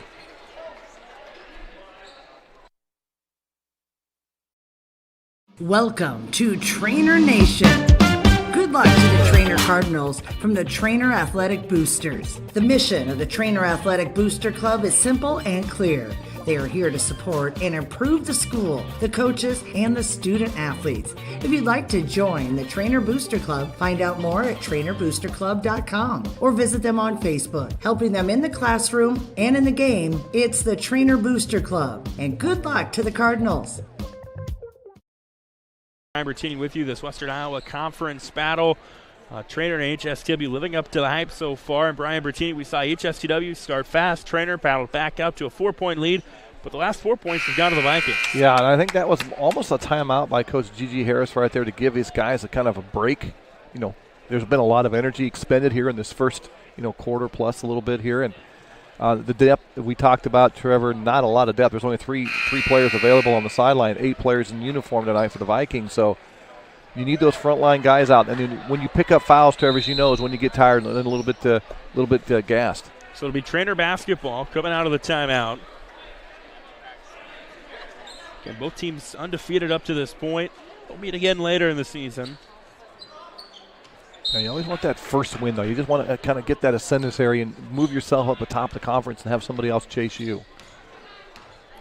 Schwartz will bring it up for Treynor. Cone sets a screen. And now he'll get it after the screen. Goes one-on-one to the hoop. And lots of contact between him and Ryan Wiedemeyer. And they're going to get Wiedemeyer with the foul. We're going to say on the floor, out of bounds. 14 fouls, so we're still a little bit of ways away from the 1-and-1. Gavin Rucker will come back in for Treynor. Chase Tams gets a little bit of a breather. On the inbound, Rucker almost had it stolen away, looking for something. Gets it to Cones. Emke back to Rucker. Left side, Aaron Emke. Cones came streaking up right to left.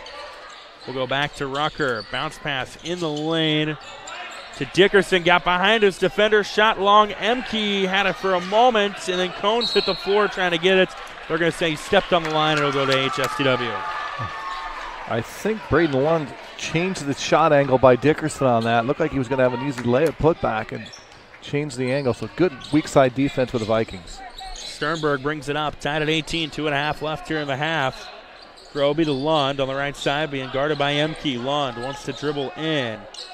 Picks up his dribble. Goes to Wiedemeyer. Back to Lund. Lund, 3 blocked by Emke. Lund gets it back, though. Goes to the hoop. Through a triple team. Shot deflected by Dickerson, out of bounds. Last touch by Rucker.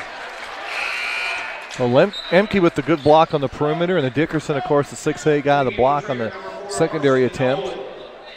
Tough sledding for points on both sides, Trevor, tonight. Elwood comes in. Dickerson checks out. 2:14 left in the half. Not at 18.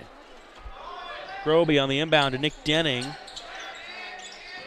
We'll go Groby. Free throw line dribbles in. Fouled by Emke, and Raiden Groby will go to the line. Yep. It was that little extra hesitation where he did that little come down move right there that drew the contact and the foul. And free throws coming up, and important sub coming in for the Vikings on the sideline too, Trevor, right now.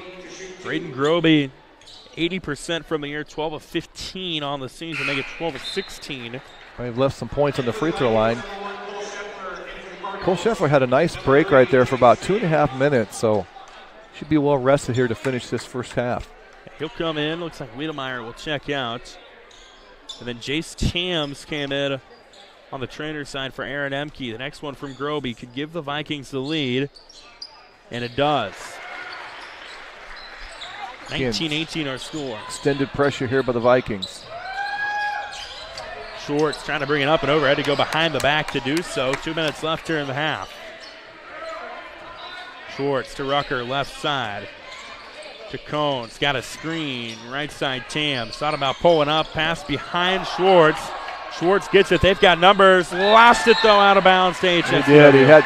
He got by Sheffer, gambled near half court, and Schwartz thought he had a lane, but good closeout and weak side help defense by the Vikings. And missed opportunity right there for Treynor. So HSTW gets it back up 1. 1:45 left here in the first half. Sternberg with it on the left side. Gets a screen from Groby through the defenders. Over in the corner, Scheffler hit a couple earlier. That one no good. And rebound won by Davin Rucker. He almost kind of thought about it too long, Trevor. He just kind of guided it up instead of just catch and shoot like he did early in the game. 90 seconds left in the half. 19-18 advantage HSTW. Cones with it on the left side. Handoff Schwartz. Schwartz step on his defender to the hoop. Lost it again. Drops the contact, though, on Cole Scheffler. Yeah, that's just a case of two guys meeting the spot, and Scheffler left the floor. Schwartz with a good contact, and I think that's Scheffler's second. It is, and Thomas Schwartz will go to the line.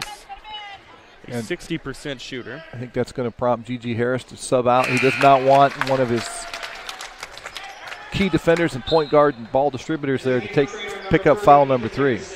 Dickerson comes in for Treynor. Cones comes out. Wiedemeyer comes in for HSTW. Scheffler comes out. And both are good to make it a 1-point lead. Thomas Schwartz now with 9 on the night. 20-19. 1:05 left here in the half. Sternberg to Wiedemeyer, who will dribble in. Kicks it back out. Lund, 3 for the lead. Blocked again. Elwood there for the swat. Lund got it back, though. Underhand, no good from him. Rebound all over the place. Last touch by Treynor. Will stay with HSTW. Yeah, a little contact. Both players fighting for the ball. Really no advantage. And again, Lund's had his shot blocked a couple times tonight, Trevor. That's at least a third block by 3 different defenders. Well, Emke had one. Dickerson has one. Then Elwood got one there on the inbound. Sternberg turnaround 3. No good. Elwood grabs the board. See how aggressive Treynor is. They'll bring it up and over to Schwartz. They've got numbers in the corner. Tam 3. No good. Rebound into the hands, though, at Dickerson. No good. Rebound tipped around. Elwood got it back. 30 left in the half. Schwartz, 3, no good. They'll try again with Dickerson and has fought away the foul. HSTW had 3 chances to secure a rebound. They couldn't get a clean handle on it. The ball just kept up there, and kudos to the Cardinals, Trevor. They kept it alive, and now Ethan Dickerson going to be rewarded with 2 free throws. That's on Raiden Groby, his first, and Ethan Dickerson, the 6'8 junior, just 3 of 8 from the free throw line this season. Makes it 4 of 9, pushes the lead up to 2 at 21-19. Made it look like he's 100% on that attempt. Yeah. So. Ethan Cones comes in. Jace Tams checks out for Treynor. 31.6 ticks left here in the half. Dickerson's next one, good. Defies the averages there, goes 2 for 2, and it's 22-19. See if the Vikings, I think Coach Harris motioning for one shot here. 25 seconds left in the half. Sternberg will hand it off to Groby. He'll go to Sternberg. Sternberg out near half court with 10 to go. Tried to find Lund. It was deflected. Last touch by Treynor. It stays with HSTW. Well, I think Sternberg actually had the layup, Trevor, if he would have taken it. He kind of opted for the kick-out pass, but the season parted. He had a lane to the basket. So Wiedemeyer on the inbound will go out top to Sternberg with 8. Sternberg will dribble in. 6 to the rack. There's a whistle. And the foul on the floor called by Mark Royer will be on Thomas Schwartz. It's his first. That time he did take it to the basket. Then he saw the same thing I think we saw up here. Was not going to guard me and pick me up. I'll go to the hoop. 5 seconds left in the half. Almost stolen away by Cones. Loose ball. Jump ball. Arrow to Treynor with 2.2 seconds left. Ethan Cones got aggressive. It paid off. And Treynor's going to bring Jace Tams back in a little offense-defense to close the half. Yep, maybe a chance of getting a long 3. And they'll inbound it with Elwood. On the inbound, Rucker, turnaround, contested 3, short. Lund gets the board. That's a tough shot from this angle. It looked like it had a chance, but it's no good. I think Treynor will take it, though, up 22-19 as we go to the break. Here on KMA 960, we'll take a quick break. Halftime coverage coming up in a moment.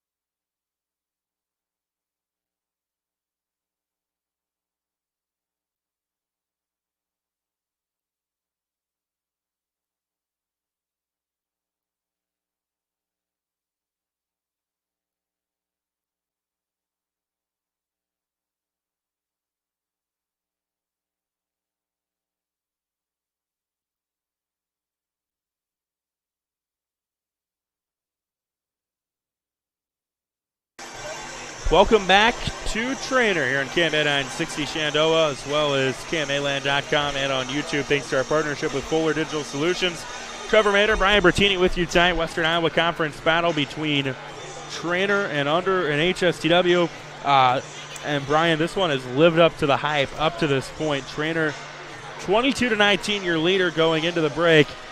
I think this game's kind of playing to the way Coach Scott Rucker and company want it to be. Yeah, it's more of a half-court game. Again, Treynor found themselves down 9-0 early, and we thought, okay, is this the HSTW? We're going to kind of get that separation they've seen all year. Thomas Schwartz, after the timeout, got a basket and another basket, and then they settled in, and they just kind of chipped away and put themselves in a spot, as you mentioned, leading 22-19. And again, this game is going to come down to who's going to execute, and both teams. Free throws, we haven't really been in the bonus much at all tonight, but with the bench that AHTW has limited, that they're going to really have to make sure that they can play aggressive defense. And Cole Shelfer does have 2 fouls. That's a big one for Coach G.G. Harris. HSTW tonight, 3-of-7 from the free throw line right now. Treynor, meanwhile, a flawless 4 for 4. So that's maybe, one of the hidden differences right now in this contest. Thomas Schwartz leads Treynor with 9. Kyle Sternberg is pacing HSTW with 10. Halftime here in Treynor, 22-19. Treynor leading this Western Iowa Conference battle. We're going to step aside for a little bit, play some previously recorded interviews from upon further review, and when we come back, we'll get you set for the second half here in Treynor tonight. Don't go anywhere.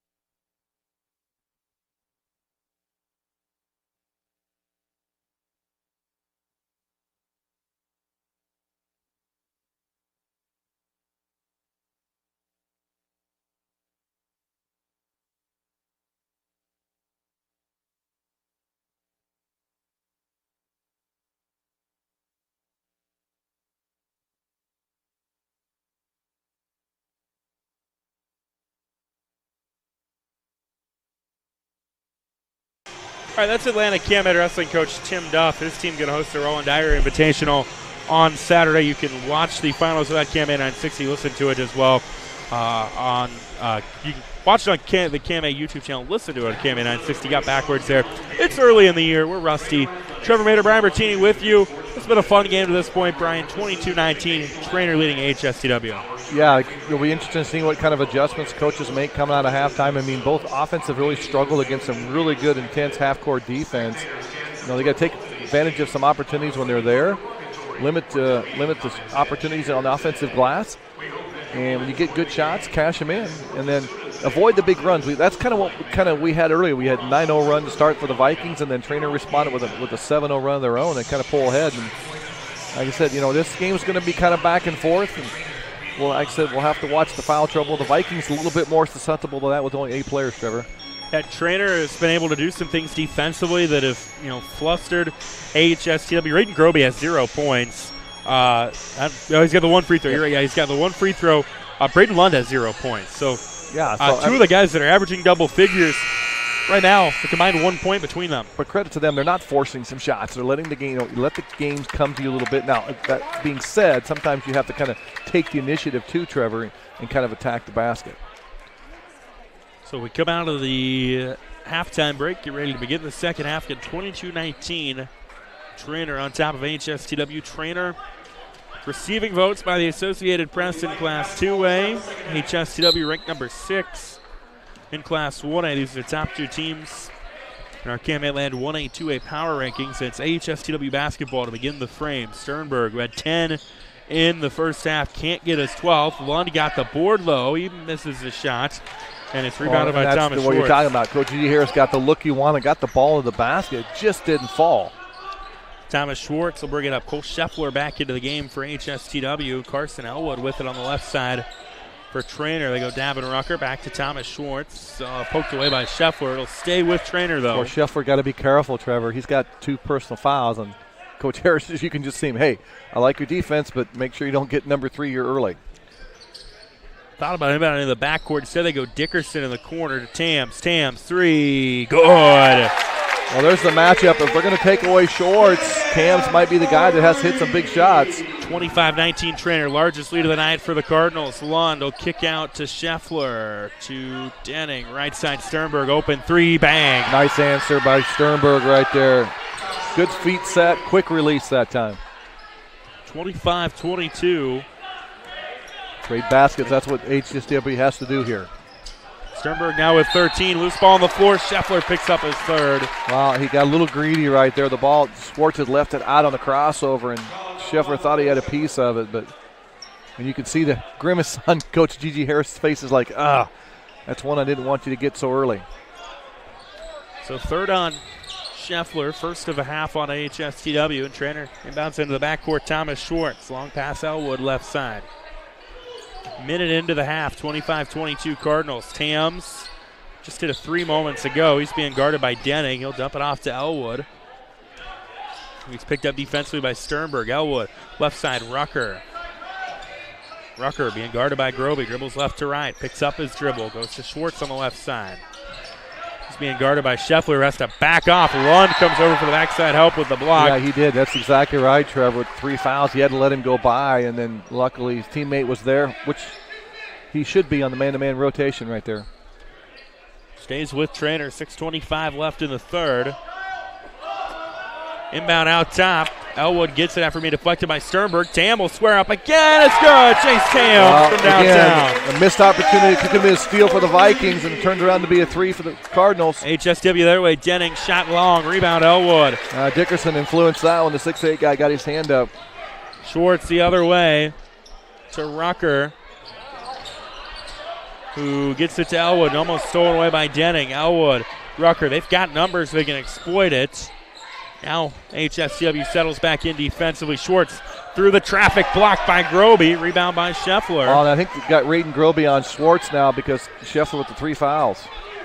Now Scheffler dribbles in. 5:40 left in the 3rd, 28-22. Sternberg makes the dish to Lund, who draws the foul. He got a defender to leave his feet, and Braden Lund will go to the free throw line. I think Carson Elwood just got up in the air and smart move right there by Braden Lund to go into the guy that had left the floor and didn't get the and one, but it gets the 2 free throws. So Braden Lund trying to get in the scorebook than he does. Makes it 28-23. 5:38 left here in the third. The next one from Lund. Good as well. 28-24. And Scheffler will get a little bit of a breather. Luke Sternberg will come in. Yeah, with 3 fouls, he kind of has to. He's so aggressive defender, he doesn't want to pick up number 4. So Thomas Schwartz will bring it up, being guarded by Luke Sternberg.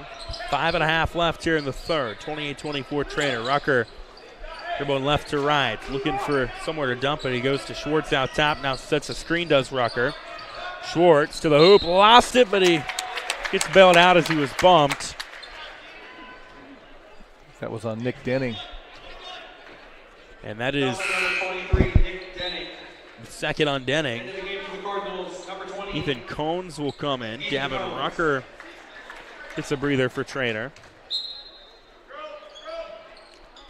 And on the inbound, Cones to Tams. Now to Elwood. Elwood kind of in a tough spot out top, being guarded by Sternberg. Gets to Tams. Back to Cones. 5 minutes left here in the third. Treynor taking their time offensively. Cones being guarded by Groby to Elwood. Elwood trapped out top, being guarded fiercely by Groby. Finds Cones. Had a step on Sternberg. Cones to the rack, too wide. Dickerson trying to get the board. It's on the floor, and Rayton Groby gets it. And Sternberg the other way to Lund. A 3, no good. And Ethan that would Dickerson have been a big 3 in transition. gets the rebound for Treynor.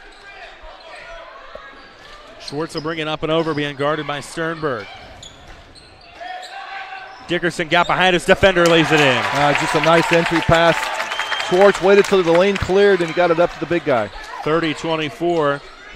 HSTW wanting to move quickly. Sternberg in the corner, guarded by Schwartz. Now to Luke Sternberg in the corner. Groby, a 3, no good.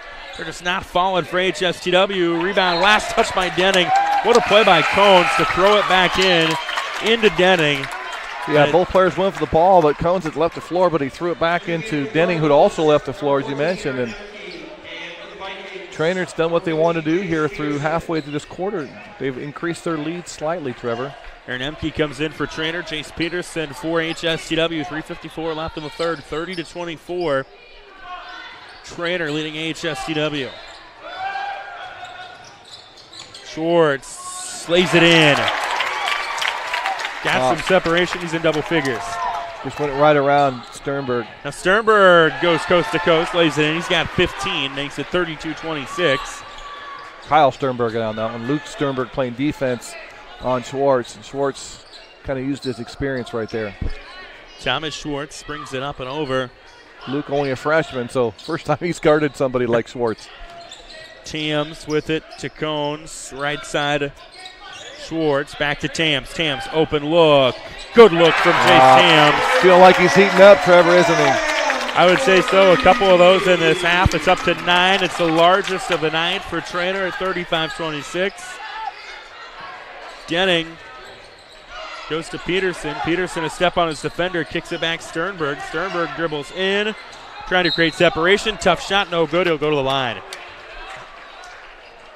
So Kyle Sternberg draws the foul. Last year he might have passed on that one, as a sophomore. This time he's confident. He just worked himself in, used his big 6'5" frame, and worked himself a little closer to the hoop and drew the contact.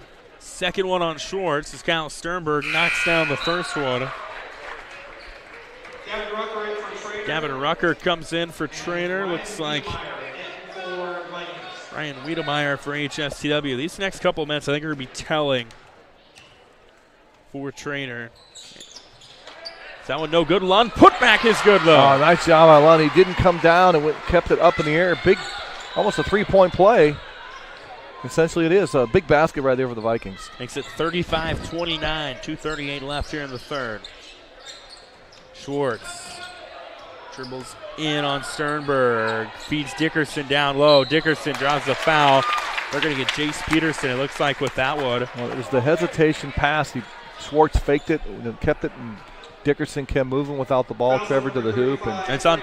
Find him. Check that's on Braden Lund. I thought it was going to be on Jace Peterson. That's the second on Lund. And Ethan Dickerson, the junior, lays the first one in. Well, no, you only got 2 fouls, but 2 becomes 3 and 3 becomes 4 pretty quick, especially when you're a little bit fatigued and you get later in the game, Trevor. So Dickerson has got 5 tonight. Can't make it 6. Rebound, though, won by Cones. And a reset for Treynor. Rucker back to Cones, to Emke. They've got an open look. Here's Rucker for 3. Bang! The offensive board on the missed free throw sets up a Davin Rucker triple, and it's a 10-point Treynor lead and an AHSTW timeout. We'll keep it here, Brian Bertini. Treynor, a big swing right there. Well, the missed opportunity, the free, they kept alive, and the tipped out, and the skip pass, Trevor. You beat a zone, or beat the defense by skipping the ball across diagonally, and as you mentioned, and squared up the shooter and hit it and bury it, and Treynor picking up the offense. That's it, first one to 40, and Trainor's just 1 point away. 39-29, 2:12 left in the third. This is the largest lead of the game for Treynor. Now, Brian Bertini, I said a moment ago, I thought the next 2 minutes, 50 so seconds would be telling, really for both sides. If you're Treynor, you'd love to go into the fourth up 10. If you're HSTW, you know with the firepower you have, you're still very much in this game. Oh, yeah, and I think that's what Coach Gigi Harris says. The guys relax, and we've still got a quarter. We got 10-plus minutes to go here. A lot can happen. We got to execute. We're getting looks to the basket. We're getting the ball where we want it. Just cash it in. Let's chip away.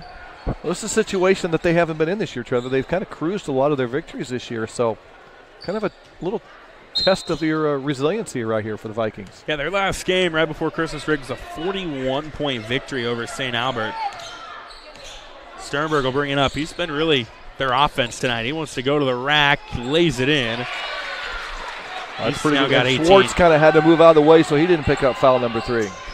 The other way, Rucker to the hoop, plays through the contact and gets it to go. The trade layups. Nice job by Rucker right there, Davin, to attack the rim and not shy away.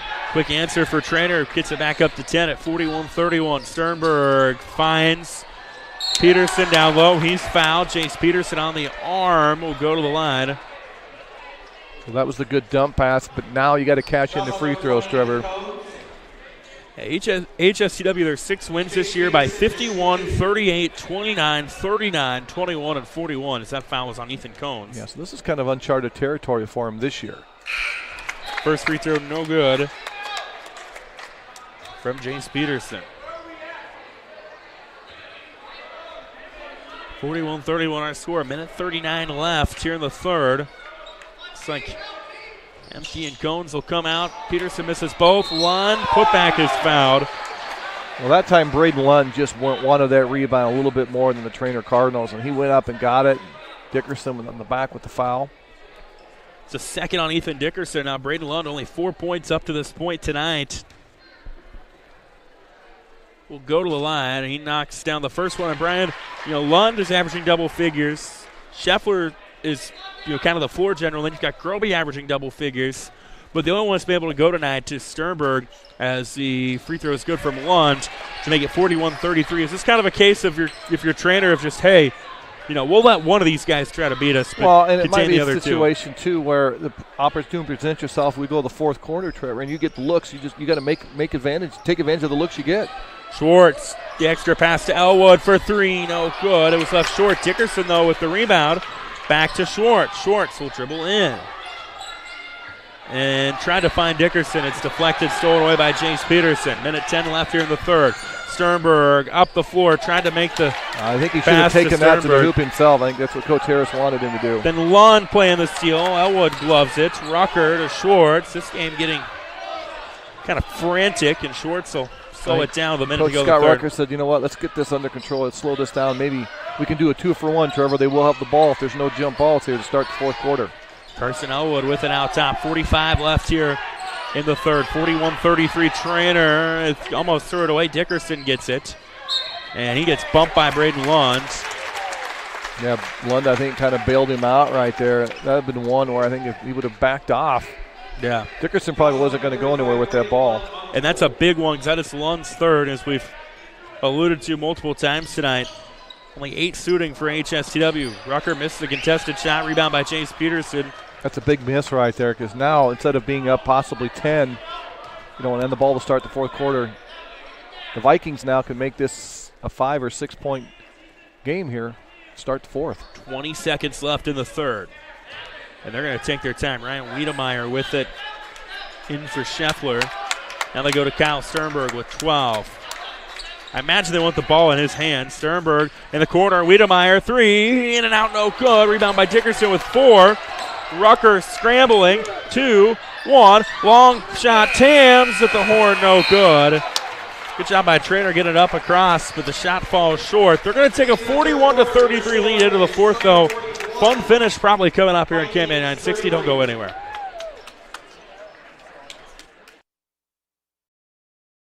Divorce isn't just a legal matter, it's a life matter. At Simpson Legal Group, LLC, they help families through challenges and transitions. And Shannon Simpson has over 20 years' experience in divorce and family law. At Simpson Legal Group, you can expect trust, respect, and compassion. Find us online at simpsonlegalgroup.com or stop by our office in Council Bluffs. Don't take this path alone. Simpson Legal Group, LLC.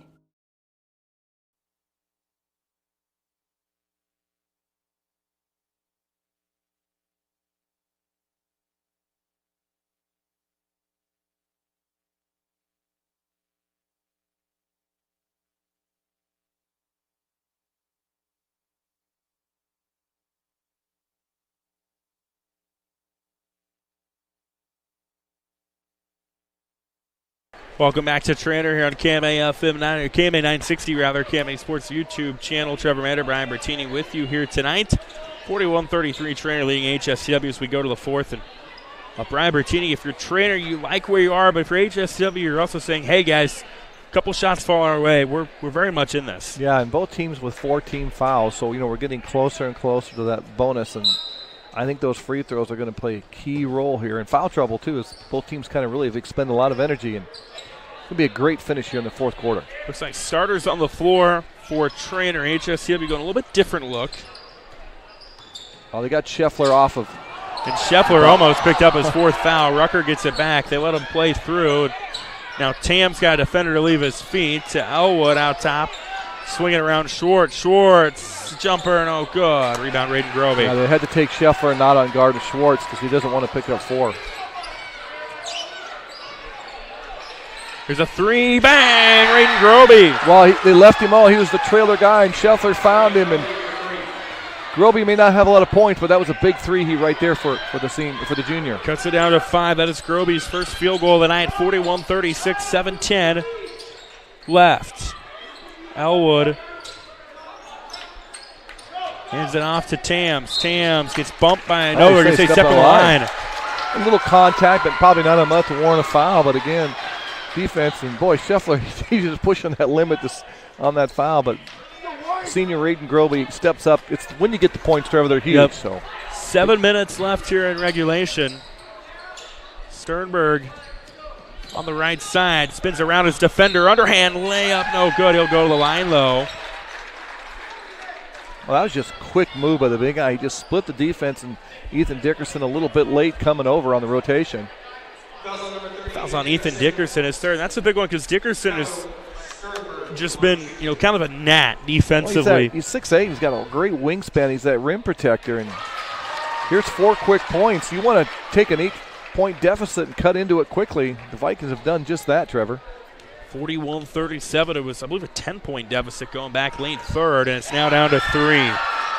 Sternberg's up to 20, 41-38. He knew these guys weren't going to go away, and the moxie that Coach Gigi Harris has instilled in his squad. He's going to have the finish we were thinking we were going to get. Thomas Schwartz brings it up and over to Elwood on the left side. Elwood kind of feigned a pass. Now he'll kick it out to Schwartz. Somebody lost a shoe. Sternberg without a shoe. And Sternberg, he's got, it's a creamsicle, or I don't know what color you would call that. Peach. Peach? Well, what he did was the right thing because they'll play on, and he grabbed Schwartz on the floor. Because otherwise, I think Schwartz probably had an unimpeded lane to the basket. Not going to lie. That's smart by a freshman. Not going to lie, I've never seen peach basketball shoes before. And the green shoelaces, too. It's a sick look. I've never seen that before. Is that song? No, it came off. So pass behind Schwartz. Got to chase it down. Loose ball on the floor. Sternberg's got it for a moment. Coach Gigi Harris emphatically calling timeout. They give it to him. One shoe or two shoes. What great hustle by the freshman, Luke Sternberg. And here comes AHSTW, 41-38. 6.5 left here in regulation. Don't go anywhere.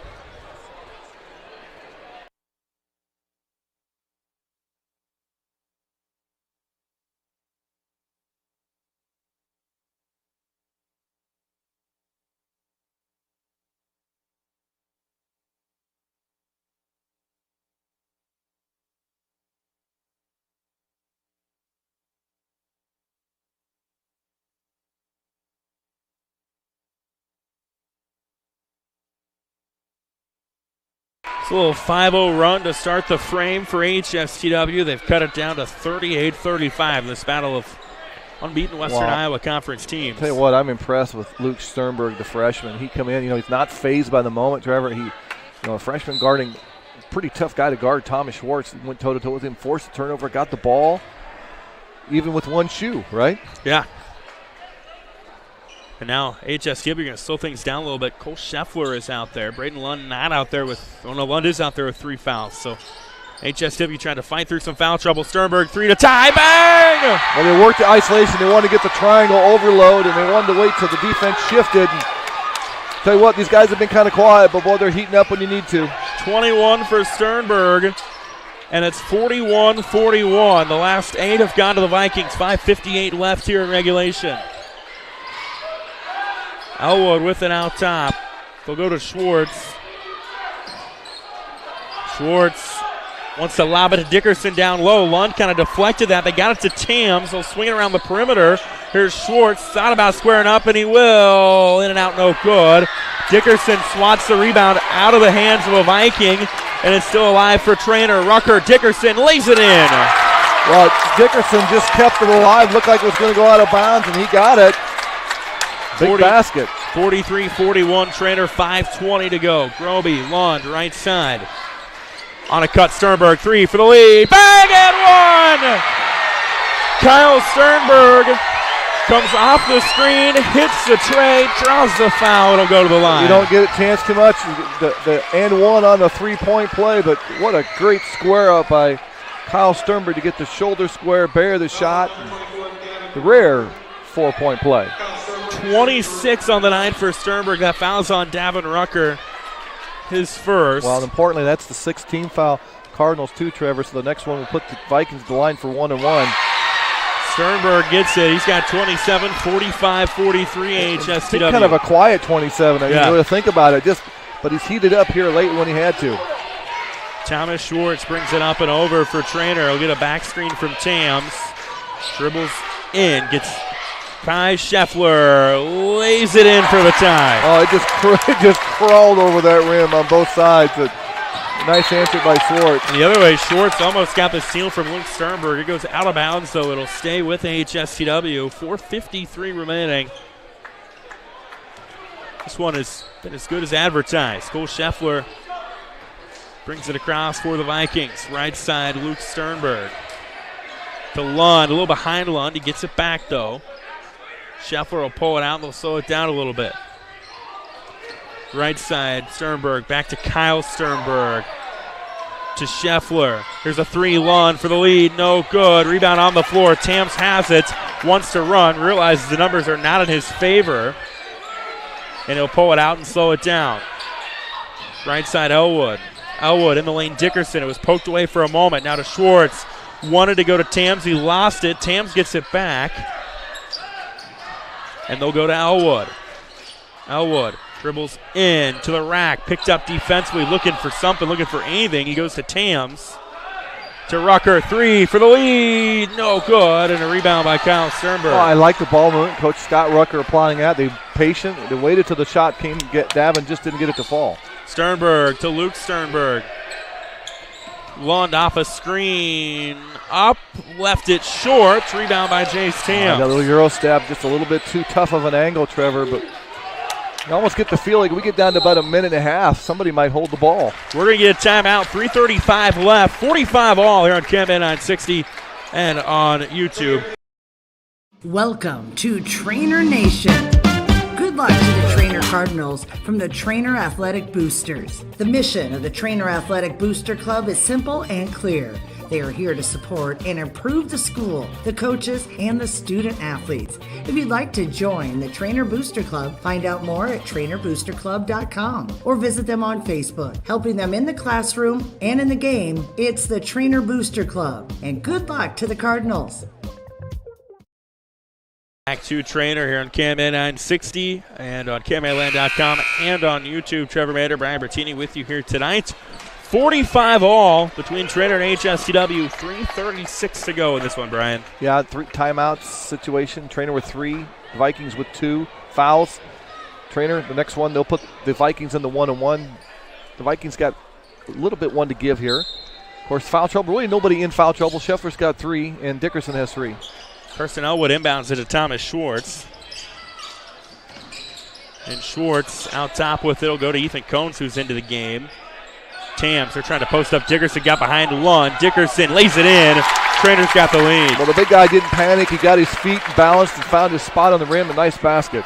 Lund had to be timid with the 3 fouls. Groby behind the back pass to Denning. Out to Scheffler. Makes the extra pass to Groby. Groby triple teamed and a whistle and a travel. And Brian, I have to wonder, Scheffler might have been better. He had the open look. He did. He passed up the shot. That was the shot. And Thomas Schwartz kind of fell on that elbow, I think. He kind of got a stinger that hit that funny bone. He's trying to shake it off. But yeah, you're right. I think Groby got in too deep right there, and Scheffler passed up that look. Scheffler had a couple of big shots early, but the foul trouble has kind of plagued him up to this point. 3:06 to go, and it's 47-45 Treynor. If it gets to about 2 minutes and Treynor gets an extra basket lead, they have the guys that can pull the ball out. Cones brings it up and over. Had to go behind the back to do so. 3 minutes to go in this one. Schwartz. Treynor with numbers for the moment. Schwartz will go right side. Cones. Cones to the hoop. Little mid-range jumper. No good. Scheffler with the rebound. That's the shot you want. That was a good look. That little 8-foot mid-range shot. The other way, Denning had to look for a moment. Sternberg, 3 for the lead. No good. Rebound by Cones. That looked like it was online. Just a little bit long off the back rim. 2.5 to go in regulation. Schwartz being guarded by Groby. Picks up his dribble, goes to Tams. 2:20 to go. Now right side, Elwood back to Cones. Here's Tams. They want to post up Dickerson in the paint if possible. But they're fine with taking their time as well. 2:10 left. They got 3 timeouts too, so if they get in a bind, they don't get a look they want, they can call timeout, Trevor, to hold possession. Schwartz, long pass to Tams, who's picked up. They'll go to Cones. 3, it was deflected. Braden Lund to get it. Count Sternberg have the deflection. Now Sternberg the other way. Made the extra pass to Denning, who walks the tightrope in the corner. Lund dribbles in, kicks it out. Groby, 3 for the lead. No good. Off the top of the basket, they let him play through. Dickerson gets the board. And now you might see with the 2-point lead, Treynor and the ball, they might pull the ball out here and see if they can run a little clock. 1:40 to go. Schwartz gets fouled by Raiden Groby, and Thomas Schwartz will go to the line. And that's not a bad foul. I mean, if you get to the point, Trevor, you need the ball in possessions, put him at the line for 1-and-1. Gavin Rucker will come in. Again, 1:35 left. That's only Raiden Groby's second foul, so he's got a couple to go with here to play still aggressive defense. 47-45, 16 foul on HSTW. They'll hand it off to Elwood in the corner. Sternberg's had a pretty clean night defensively. That might be the guy that I used to foul. Scheffler instead will play the steal, and he gets it. Quick hands right there. 1:20 left. Scheffler, little runner for the tie. Good! Been quiet, pretty late, but boy, a big steal in the basket. And it's like that. We are tied. 47 all, 1:10 to go. Cole Scheffler, the little runner, hadn't scored since the first quarter. Knocks this up, poked away from behind by Sternberg. Out of bounds, it'll stay with Treynor. I think Coach Scott Rucker going to take a timeout. Get Cardinal basketball, 1:05 left. Brian Bertini, you've kind of hinted at this. If you're Coach Rucker, are you slowing things down here? Well, I think with 1:05, you got a tie game. You know you're going to get fouled. You're going to be a 1-on-1, but you want to get something going to the hoop, so you get the 2 fouls with the shooting foul. I think you try to run an isolation. I'm going to see if I can run maybe a back screen pick, work the overload. and either get the ball into Ethan Dickerson near the basket, or if they collapse on him, have one of your shooters, Jace Tams, maybe Thomas Schwartz, rotate to the ball side, and then let Dickerson have an outlet and kick out and hit a three. And then, if you don't get it, hey, you can still play good defense, Trevor. Even if you miss it, you don't have to foul because you got a tie game.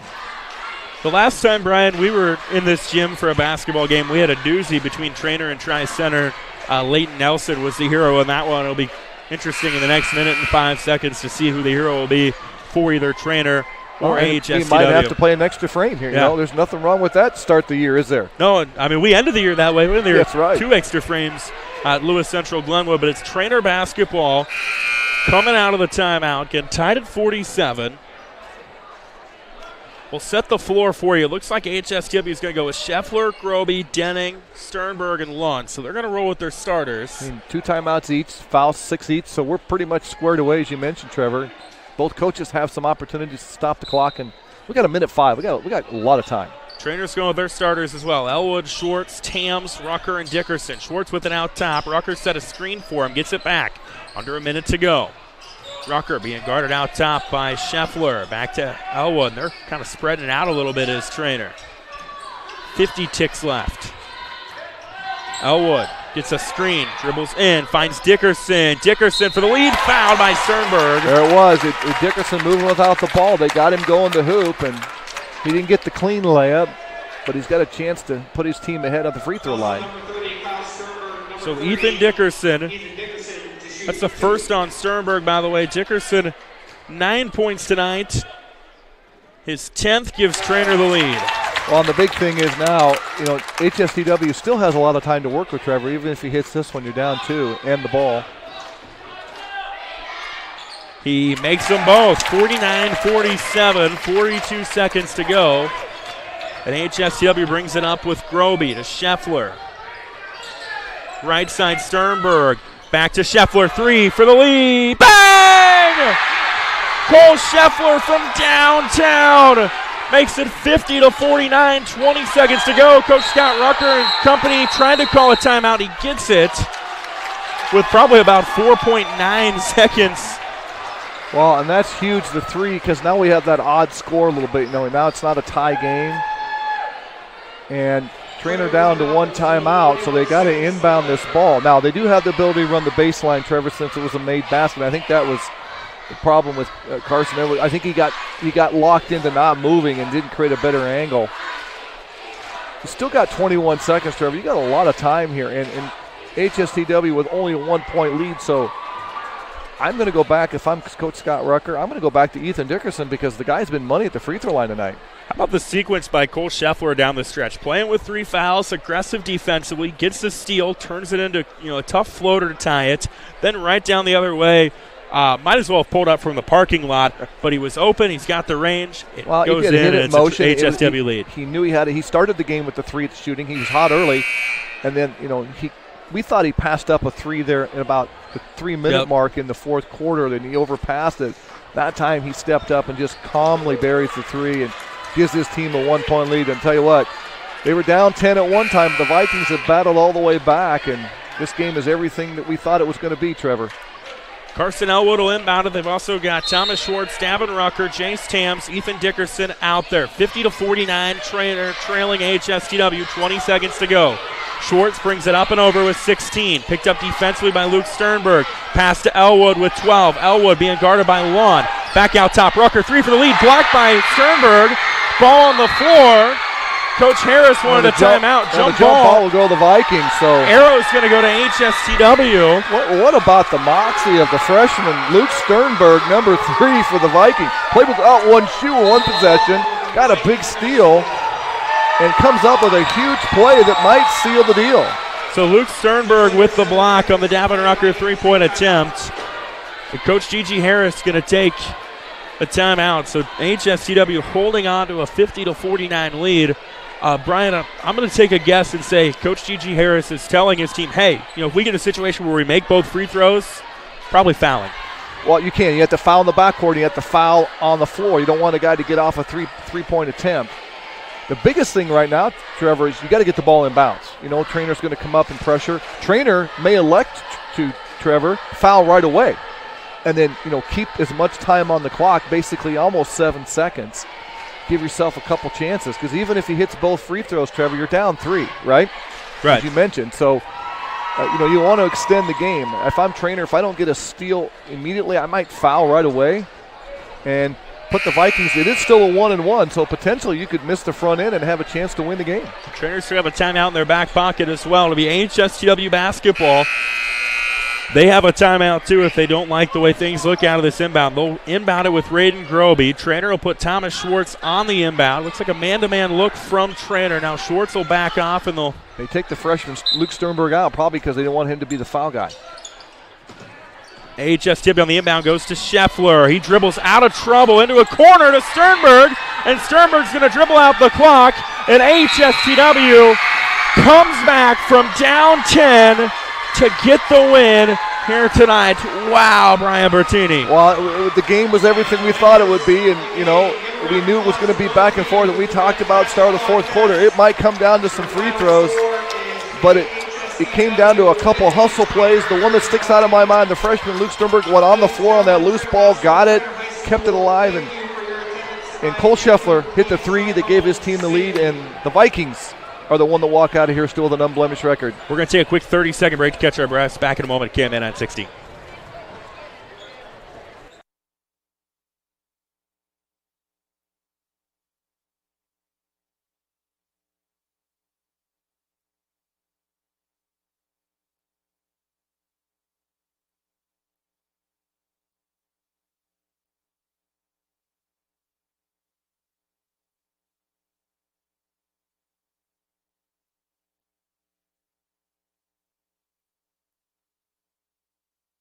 Well, from down 10 to a 1-point win to move to 7-0 on the year for the AHSTW boys. They beat Treynor here tonight 50-49. Brian Bertini, we couldn't have asked for a much better game. It had everything you were hoping. It had great defense. It had clutch shots. It had teams making some runs. We had offensive players step up. We had guys, Kyle Sternberg had a quiet 27. He had over half his team's points, but the guy in the moment, Cole Scheffler, started the scoring. Cole Scheffler ends the scoring for his team, and they get a huge, huge win tonight. That's a huge mental hurdle. As you mentioned, Trevor, they kind of rolled throughout the year. This was their first kind of official test, and they responded excellently. Yeah, Scheffler hit a couple of threes early on, got contained, got in foul trouble, and then when they needed him, he made the big plays. The steal, which was gutsy in its own regard, playing with 3 fouls there in that situation, and the lack of depth that HSTW had tonight. Then he gets the runner to tie it. They go down the court after the free throws by Dickerson. The 3 gives them the lead. So he scores their final 5 points. He finishes with 11. Kyle Sternberg with 27. HSTW 7-0 on the year. They'll turn on. They get Tri-Center on Friday night. Treynor, nothing to hang their heads on. 7-1 on the year right now. They've looked good, too. And they've got a fun one coming up on Friday night against Underwood. And a Saturday game against Grandview Christian. Yeah. So, I tell you what, when the rematch is in Avoca, sign us up for that one, because I want to see that one. That'll be a fun one in the Western Iowa Conference. A lot of fun ones throughout the year. And they will meet again, how about February 3rd at AHSTW. So big win for the Vikings tonight. They moved to 7-0 on the year. Treynor, meanwhile, had a handful of guys in double figures. Thomas Schwartz with 13. Chase Tams with 12. Ethan Dickerson had 11 for the Cardinals. Full rundown from tonight will be available online later on, KMAland.com. Tomorrow night, fun coming your way. We'll have Exire Elkhorn Kimballton at Woodbine on KMA 960, doubleheader with Ethan Hewitt. I will be in Stanton as Stanton hosts Ottoman in a girls basketball clash. That starts at 6 p.m. on KMA FM. Looking forward to all that. Until then, saying so long for KMA Sports and for Brian Bertini from Treynor. I'm Trevor Maynard. Thanks for listening, and have a great night.